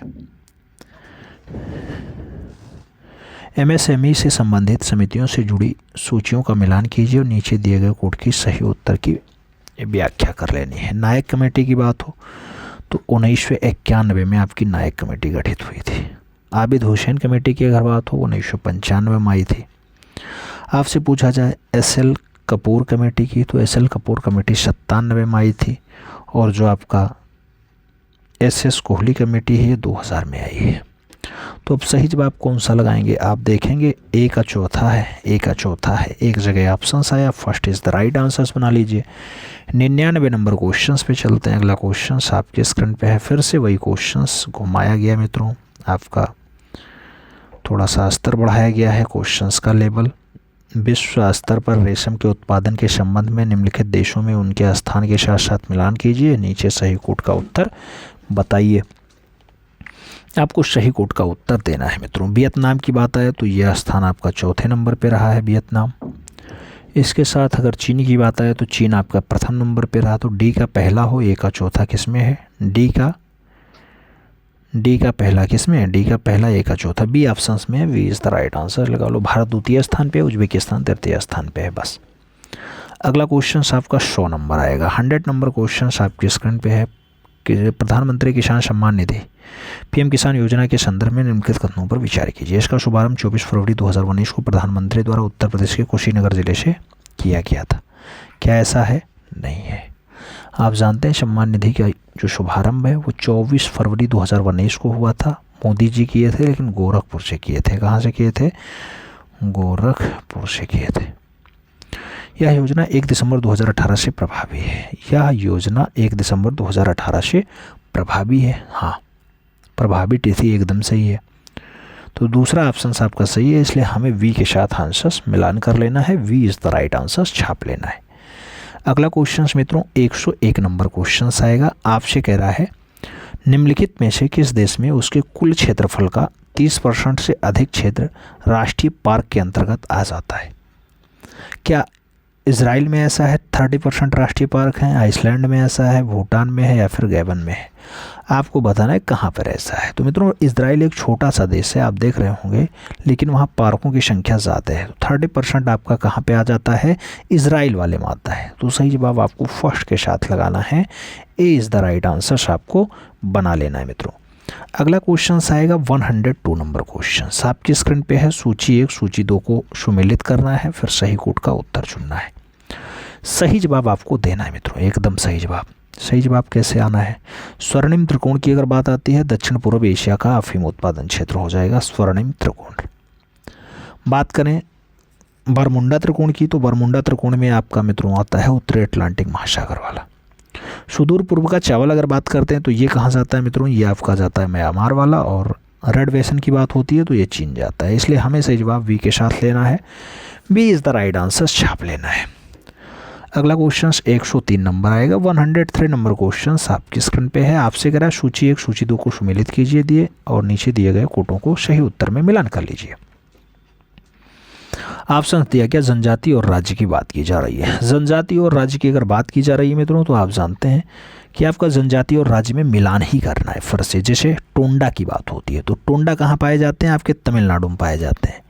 लेप्चा जनजाति की बात हो तो लेप्चा आपके सिक्किम वाले बेल्ट में है। जबकि बीरहोर की बात आती है तो बीरहोर आपका झारखंड वाले बेल्ट में आते हैं मित्रों। जबकि गोरा की अगर बात हो तो गोरा खासी जयंतियाँ कहाँ? मेघालय वाली हैं। तो डी के साथ दूसरा देना है। डी का दूसरा एक ही जगह है, आपका वी आंसर सही जाएगा। B is the right answer छाप लो मित्रों। अगले क्वेश्चन पे चलेंगे। अगला क्वेश्चन 104 नंबर है। आपकी स्क्रीन पे है। आपसे कह रहा है निम्नलिखित में से कौन सा ध्वस्त नगर यानी घोस्ट टाउन नहीं है? नाम दिया गया कुलधारा नहीं है, लखपत नहीं है, धनुषकोडी नहीं है और चरखारी नहीं है। आपको बताना है ध्वस्त नगर यानी घोस्ट टाउन नहीं है। चारों ऑप्शंस में कौन सा नहीं मित्रों? चरखारी नहीं है। तो हमें सही जवाब डी के साथ लगा लेना है। D is the right answers बना लेना है। 105 नंबर क्वेश्चन पे चलेंगे। तो कांगड़ा निम्नलिखित में से किसके लिए प्रसिद्ध है? कांगड़ा जल पोत भंजन उद्योग के लिए जाना जाता है, हीरा काटने और पॉलिश करने के लिए जाना जाता है, निर्यात प्रसंस्करण क्षेत्र के लिए जाना जाता है, या फिर परंपरागत कला और शिल्प केंद्र के लिए जाना जाता है। जब कांगड़ा की बात है ना, तो कांगड़ा गुजरात के कच्छ वाले में आता है और बंदरगाह पाया जाता है। तो निर्यात प्रसंस्करण के लिए आंसर्स लगाना, सी इज़ द राइट आंसर्स बना लेना। अगला क्वेश्चन देखेंगे 106 नंबर क्वेश्चन है, आपकी स्क्रीन पे है। क्या कह रहा है 106 नंबर क्वेश्चन? निम्नलिखित देशों में से किस एक को यूरेनियम सिटी स्थापित करने का श्रेय दिया जाता है? नाम दिया गया ऑस्ट्रेलिया है, रूस है, कनाडा है, संयुक्त राज्य अमेरिका है। यूरेनियम सिटी स्थापित करने का श्रेय किसे दे रहे हैं आप? तो कनाडा को दीजिएगा। B is the right answer छाप कर लीजिएगा। अगला क्वेश्चन 107 नंबर है। निम्नलिखित में से कौन सुमेलित नहीं है? ऑप्शंस में कोपेनहेगन डेनमार्क का भी आ गया है और बर्लिन का जर्मनी है। मित्रों यही तो दिक्कत है, बर्लिन जर्मनी। अच्छा, तो यही आपका वी वाला ऑप्शन है। जबकि पेरिस फ्रांस है, ओलास्को नॉर्वे है, Berlin Germany. Answer B is the right answer लगा लो, वही गलत है।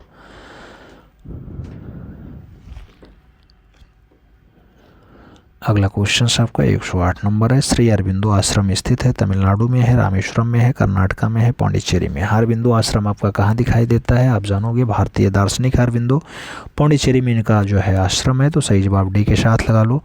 अगला क्वेश्चन देखते हैं। तो अगला क्वेश्चन 9 नंबर आता है। आपसे कह रहा है मित्रों भारत में श्वेत क्रांति का जनक कौन है? में स्वामीनाथन है, के.एल. बहाल है, बी कुरियन है, या फिर बी.पी. पाल है। आपको बताना है श्वेत क्रांति का जनक। भारत में श्वेत क्रांति के अगर जनक की बात आए तो आप जानते हैं कि आपका सही जवाब बनेगा वो बनेगा वी कुरियन के साथ, तो B is the right answer छपेगा। अगला क्वेश्चन 110 नंबर कह रहा है किस भारतीय राज्य में सामाजिक त्यौहार छापर मेला आयोजित किया जाता है? बिहार में होता है, उड़ीसा में होता है, पंजाब में होता है, फिर गुजरात में होता है। छापर मेला कहाँ होता है? तो जब भी बात आपके छापर मेले की आती है मित्रों, छापर मेला आपका पंजाब वाले बेल्ट में होता है, तो सही जवाब पंजाब वाला बेल्ट लगाइएगा, B is the right answer पढ़ाइएगा। अगला क्वेश्चन 111 नंबर है आपकी स्क्रीन पे है। सुमेलित करना है मित्रों, आपको सही जवाब दे देना है, कौन सा सही सुमेलित बैठेगा। तो जैसे श्रीलंका की बात आए आप कोलंबो के साथ आंसर्स लगाना। जैसे आपकी बात आए श्रीलंका तो कोलंबो इसकी राजधानी है। मालदीव की बात आए तो माले लगाइएगा, मालदीव आपका माले आएगा। तो बी का दूसरा आंसर जाएगा और ए का तीसरा आंसर जाएगा। आप और आगे बढ़ोगे मित्रों तो और आगे आओगे, क्या मिलेगा? वर्मा मिलेगा। क्या मिलेगा? वर्मा का रंगून जाएगा, जबकि आपका जिम्बाब्वे आएगा तो जिम्बाब्वे का हमें हरारे लगाना है, जबकि मॉरिशस का पोर्ट लुइस लगा लेना है। तो हमें सही जवाब एकदम फिट जाएगा ई का पाँचवा 3 जगह है, डी का चौथा भी कई जगह दिखाई दे रहा है, डी का चौथा 2 जगह है, लेकिन ए का तीसरा, बी का पहला ए वाले ऑप्शंस में, इसलिए हमें सही जवाब फर्स्ट के साथ लगाना है, A is the right answers बना लेना है। अगला क्वेश्चन देखते हैं 112 नंबर क्वेश्चन से मित्रों, आपसे क्या कह रहा है? चिपको आंदोलन के प्रणेता कौन थे? चिपका आंदोलन के प्रणेता कौन थे? मेधा पाटकर थे, सुंदरलाल बहुगुणा थे, एम एस स्वामीनाथन थे, या फिर चंडी प्रसाद भट्ट थे? चिपको आंदोलन के जब प्रणेता की बात आए मित्रों तो सुंदरलाल बहुगुणा और चंडी प्रसाद भट्ट का नाम लगाइएगा। सही जवाब आप चंडी प्रसाद भट्ट और सुंदरलाल बहुगुणा लगाइएगा। तो जब प्रणेता की बात आए तो सुंदरलाल बहुगुणा और चंडी प्रसाद भट्ट का नाम लगाइएगा। इसके स्टार्टिंग जो है वो 1974 के आसपास होती है। उस टाइम 74 में आप जानते हैं उत्तर प्रदेश ही था, उत्तराखंड तो था नहीं। तो सही जवाब आप सी के साथ लगाओ, चंडी प्रसाद भट्ट भी रहेंगे। दोनों आंसर्स होने चाहिए, फिलहाल ऐसा नाम नहीं होना चाहिए दोनों का साथ में। अगला क्वेश्चन 113 नंबर है, आपसे कह रहा है चिपको आंदोलन का संबंध है। चिपको आंदोलन का संबंध किससे है मित्रों? आप जानते हैं वृक्षों की सुरक्षा से, मानव अधिकारों के पोषण से, बांधों के निर्माण से, या फिर जनसंख्या नियंत्रण से। चिपको आंदोलन की अगर संबंध की बात आए मित्रों तो वृक्षों की सुरक्षा से है। आपको सही जवाब वृक्षों की सुरक्षा देना होगा। चमोली से स्टार्ट होता है, 1973 में स्टार्ट होता है। 1973 में आप जानते हैं ये चमोली सब उत्तर प्रदेश का हिस्सा हुआ करता था, तो ये सब उत्तर प्रदेश के हिस्से हुआ करते थे। 9 नवंबर 2000 के आसपास उत्तराखंड का जो है जन्म होता है, ये बात भी आपके दिमाग में होनी चाहिए। अगला क्वेश्चन 114 नंबर है आपके स्क्रीन पे है। आपसे कह रहा है भारतीय भाषा संस्थान इनमें से किस शहर में स्थित है? भारतीय भाषा संस्थान किस शहर में है? हुबली में है, बेंगलुरु में है, मैसूर में है, या फिर मंगलुरु में है? भारतीय भाषा संस्थान की अगर बात आए मित्रों तो मैसूर आंसर्स लगाइएगा, B is the right answers बनाइएगा। मैसूर आपके कर्नाटक में।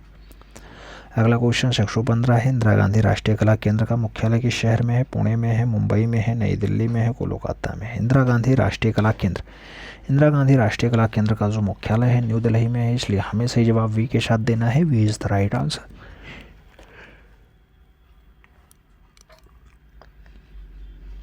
अगला क्वेश्चन 116 नंबर, आपसे कह रहा भारत में तेल और प्राकृतिक गैस निगम का मुख्यालय कहाँ स्थित है? मुंबई में, राजस्थान में, झारखंड में, उत्तराखंड में? भारत में तेल और प्राकृतिक गैस निगम का मुख्यालय कहाँ पे? मित्रों जब मुख्यालय की बात आए ना तो आप उत्तराखंड के साथ आंसर्स देना, D is the right answers. प्राकृतिक गैस वाला देहरादून में है, और D is the right answers लगाओ। 117 नंबर पे चलेंगे। स्वतंत्रता की प्रतिमा स्टैचू ऑफ लिबर्टी कहाँ है? पेरिस में है, जिनेवा में है, वाशिंगटन में है, न्यूयॉर्क में है? स्टैचू ऑफ लिबर्टी की अगर बात आए तो न्यूयॉर्क आंसर्स देना, यानी D is the right answers बना लेना।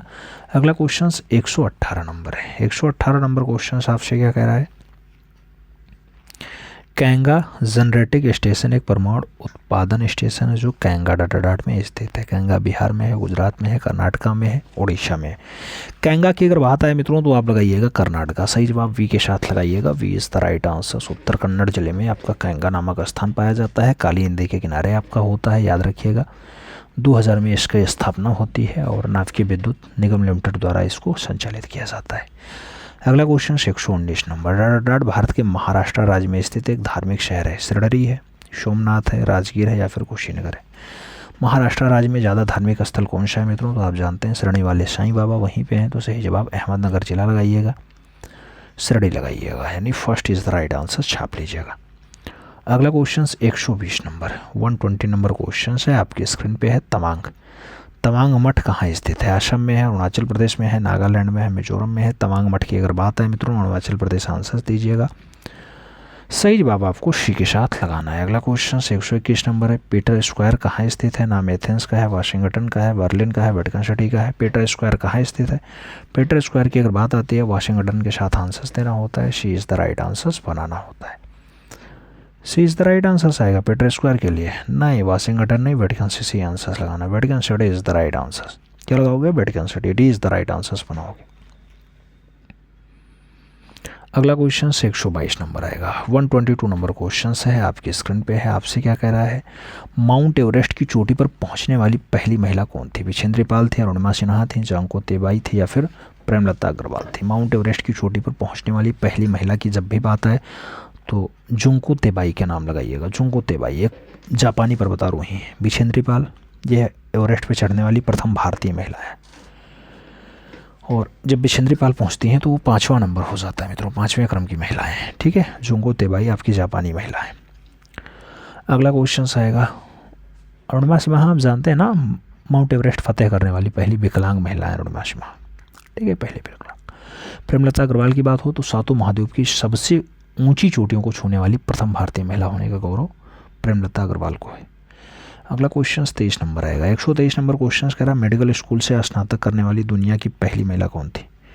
नाम रेबेका ली क्रम्फलर था, आनंदीबाई जोशी था, एलिजाबेथ ब्लैकवेल था, या फिर की ओकामी था?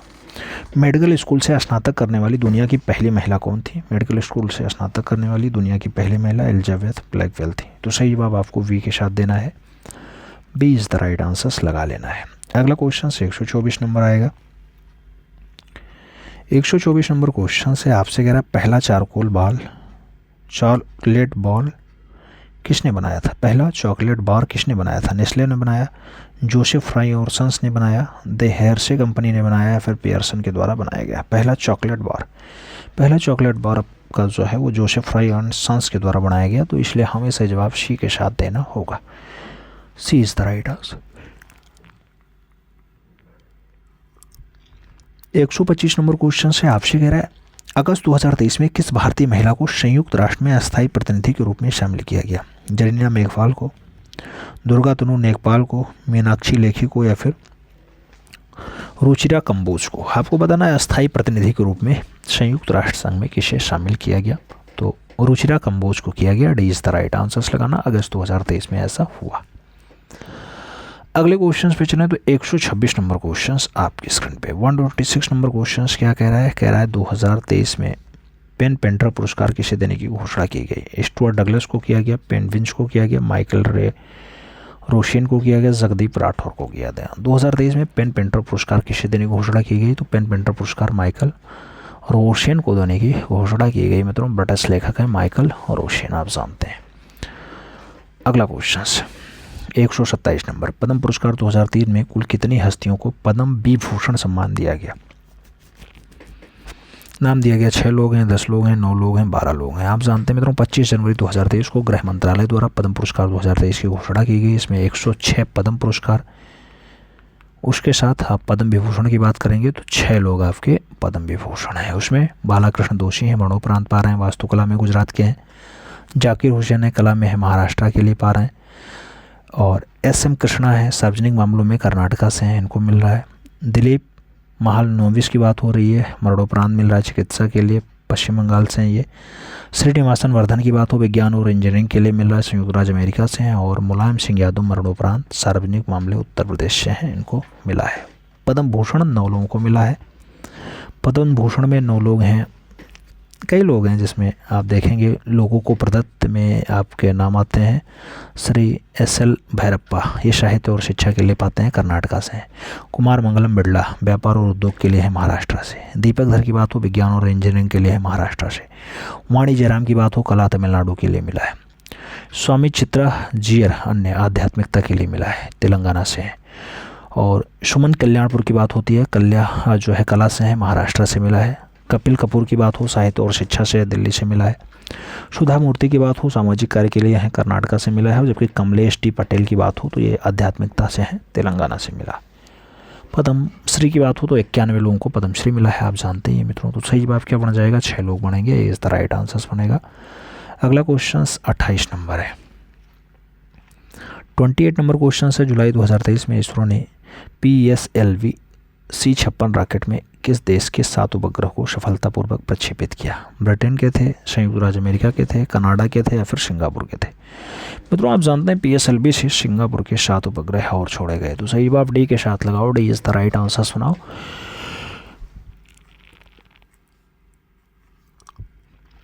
129 नंबर क्वेश्चन कह रहा है, हाल ही में संपन्न सैफ चैंपियनशिप 2023 का खिताब किसने जीता? भारत ने जीता, कुवैत ने जीता, पाकिस्तान ने जीता या फिर नेपाल ने जीता?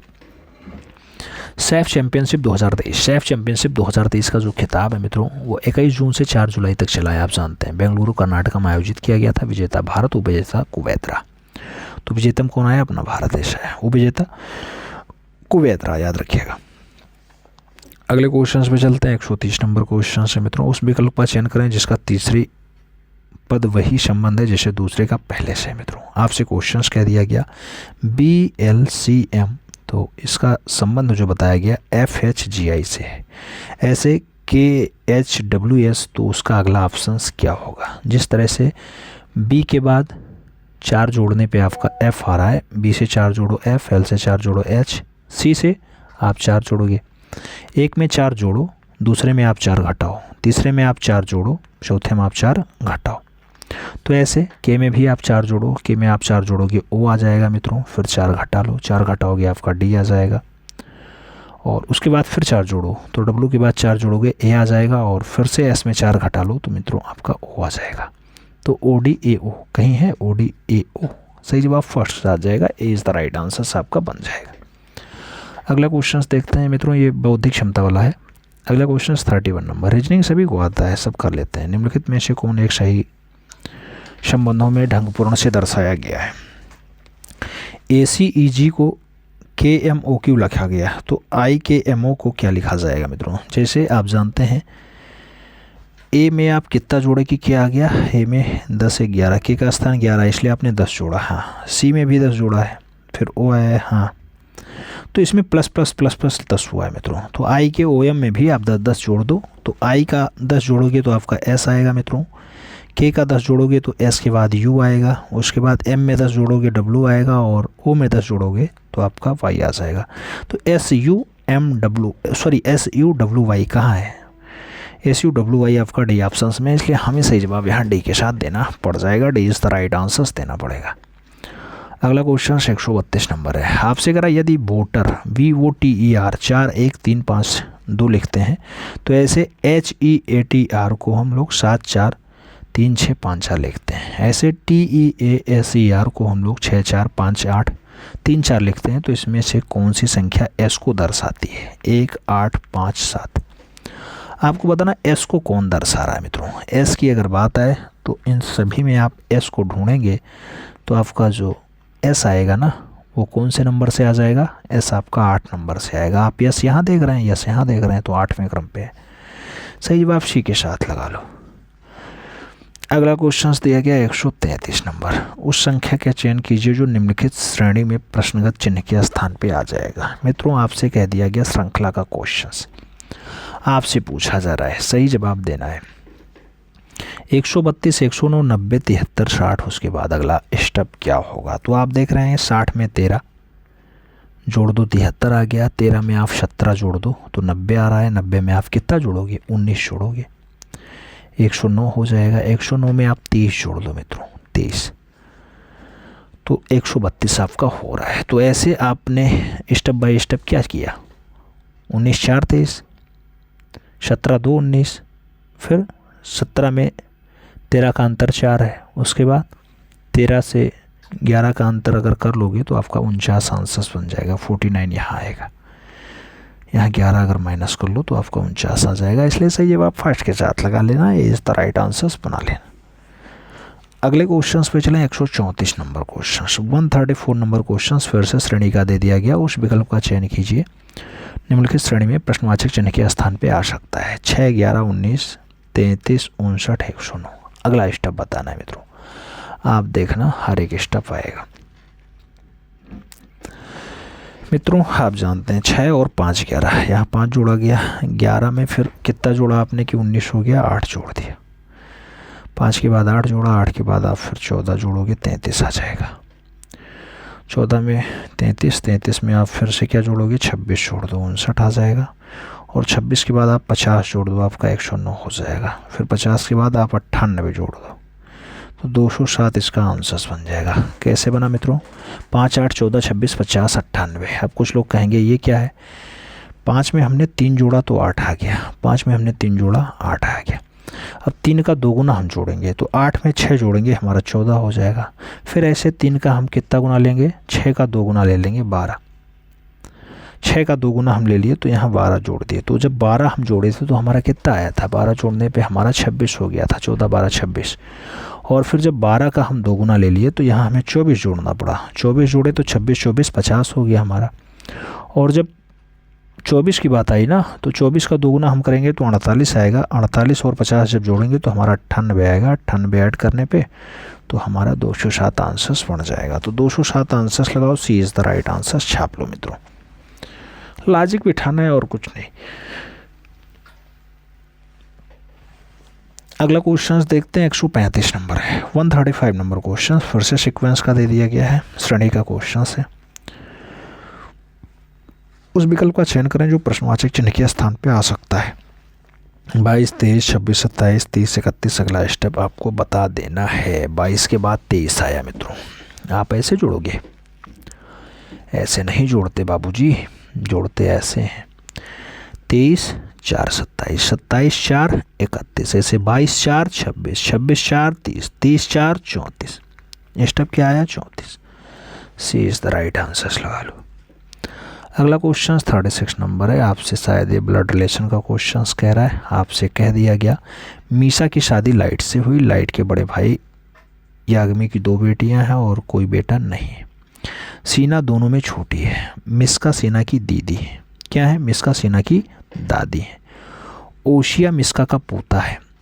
याग्मी की सास की केवल एक ही संतान है। मिस्का की केवल 2 संतानें हैं और मीशा मिकासा की बहू है। लाइट को ओशियो से क्या संबंध है। मित्रों जब आप इसे निकालोगे ना तो समझ में आ जाएगा, संबंध आप बहुत बढ़िया से निकालोगे तो बाद में पता चलेगा कि लाइट ओशिया के फादर हैं। अब इसे लगाने के लिए आपको वही दौड़ाना पड़ेगा, थोड़ा दिमाग दौड़ाना पड़ेगा। मीशा की शादी लाइट से हुई तो मीशा और लाइट क्या हो गए, मीशा की शादी लाइट से हो गई। लाइट के बड़े भाई याग्मी की 2 बेटियां हैं। अब यहाँ याग्नी लिखो, फिर इनकी 2 बेटियां बनाओ। 2 बेटियों में कोई बेटा नहीं है। सीना दोनों में छोटी है तो सीना आ गई, सीना दोनों में छोटी है। उसके बाद मिस्का सीना की दादी है। मिस्का सीना की दादी यानी सीना की दादी हैं तो ये कौन से, वाई से कौन आया था, याग्मी मिस्का की वाइफ हो गई। वाइफ क्यों हो गई, मिस्का की ये जो है, मिस्का जो है वागिमा की माँ हो गई मिस्का, आप जानते हैं, तभी दादी बनेगा ना तीसरा स्टेप। उसके बाद ऐसे आगे बढ़ोगे, जब स्टेप बाय स्टेप लगाओगे तो समझ में आ जाएगा। मिस्का सानी की दादी हैं। ओशिया मिस्का का पोता है, ओशिया मिस्का का पोता है। अब मिस्का का अगर पोता है तो याग्मी का ही लड़का होगा। तो मित्रों आप जानते हैं याग्मी का लड़का होगा तो क्या नाम होगा उसका, ओशिया। ओशिया मिस्का का पोता हो गया। अब याग्मी की सास की केवल एक ही संतान है, याग्मी की सास की केवल एक ही संतान है। हाँ, मिस्का की केवल 2 संतानें हैं, मिस्का की केवल 2 संतानें और मीसा मिस्का की बहू है, मीसा मिस्का की बहू है। एमएम से बहुत सारे नाम आ जाएंगे। फिलहाल अलग अलग अगर लिख के आप दिखाएंगे मित्रों तो सभी ऑप्शंस आप एकदम सही बैठ जाएंगे। ठीक है, जो यहाँ आंसर्स निकलेगा वो पिता निकलेगा। ब्लड रिलेशन जब अपने ऊपर लेकर के आप बैठाना स्टार्ट कर दोगे, अपने आप बहुत आसानी से बैठ जाता है, करोगे आ जाएगा मित्रों। ठीक है, बहुत टाइम लग जाएगा अगर इसे ऐसे सॉल्व किया जाए तो। अगला क्वेश्चन कह रहा है फिर से वही, यदि गुणा का अर्थ भाग है, भाग का अर्थ जोड़ है, जो माइनस का अर्थ गुणा है और जोड़ का अर्थ माइनस है, तो आप जानते हैं कि भाग का अर्थ जोड़ कर दिया गया, गुणा और जो गुणा है उसका अर्थ भाग कर दिया गया, माइनस का अर्थ गुणा किया गया और प्लस का अर्थ माइनस किया गया। अब आपको मान बता देना है, मान में आप निकालोगे तो आपका क्या आएगा मित्रों, आप देखना तो आपका 392 बना रहेगा। 392 में प्लस लगा लेना, 7 चौको 28 यानी 4 हो गया, 4 गुणे 4 रखो, -10 रख लो। आप आंसर्स लगाओ तो 4 चौको 16, 16 और 92 अगर जुड़ जाएगा उसके बाद 10 घट जाएगा तो आपका आंसर्स आ जाएगा, यानी 92 6 98 करोगे ना, यही करोगे। क्या करोगे आप, पहले आप 392 लिखोगे, +16 लिखोगे, -10 लिखोगे। तो अब आपको आंसर्स देना है, 92 6 98, तो 398 इसका आंसर्स आएगा। कहीं है, first is the right answer, से लगा लो। अगला क्वेश्चन 138 नंबर आ रहा है। एड्स का फुल फॉर्म पूछा जा रहा है। एड्स का फुल फॉर्म क्या है? एड्रेनालिन डाई हार्मोन्स है, एंटी डाइक्लोरिक हार्मोन्स है, एडेसिव डाइऑक्सी हार्मोन्स है, या फिर एंटी डाइऑक्सी हार्मोन्स है। एडीएच का फुल फॉर्म बताओ। सॉरी, एड्स हम कह रहे थे, सॉरी। एडीएच हार्मोन्स का पूरा नाम बताना। एडीएच एंटी डाइयूरेटिक हार्मोन्स, गुर्दे द्वारा शरीर में पानी की मात्रा को नियंत्रित करने में मदद करता है एडीएच। इसको वैसोप्रेसिन भी कहा जाता है। तो हमें सही जवाब एंटी डाइयूरेटिक हार्मोन्स लगाना पड़ेगा, B is the right answers देना पड़ेगा। अगला क्वेश्चन 139 नंबर। असत्य युग्म का चयन कीजिए। विटामिन और रसायन का नाम दिया गया, असत्य युग्म आपको पहचान लेना है। मित्रों आप विटामिन सी E13 सही है रासायनिक नाम, E300। विटामिन ए रेटिनल, हाँ ठीक है। विटामिन ए फ्लोकोक्यूनोन लिखे हैं, जबकि ये टोकोफेरॉल होता है। क्या होता है? टोकोफेरॉल होता है। तो यही आपका गलत है, विटामिन डी आपकी कैल्सीफेरॉल है, एकदम सही।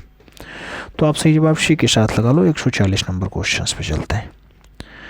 कथन पर विचार कीजिए। कथन है, फिर कौन सा कथन आपका गलत है ये आपको बता देना है। जल में घुलनशील विटामिन ए, डी, ई के नहीं।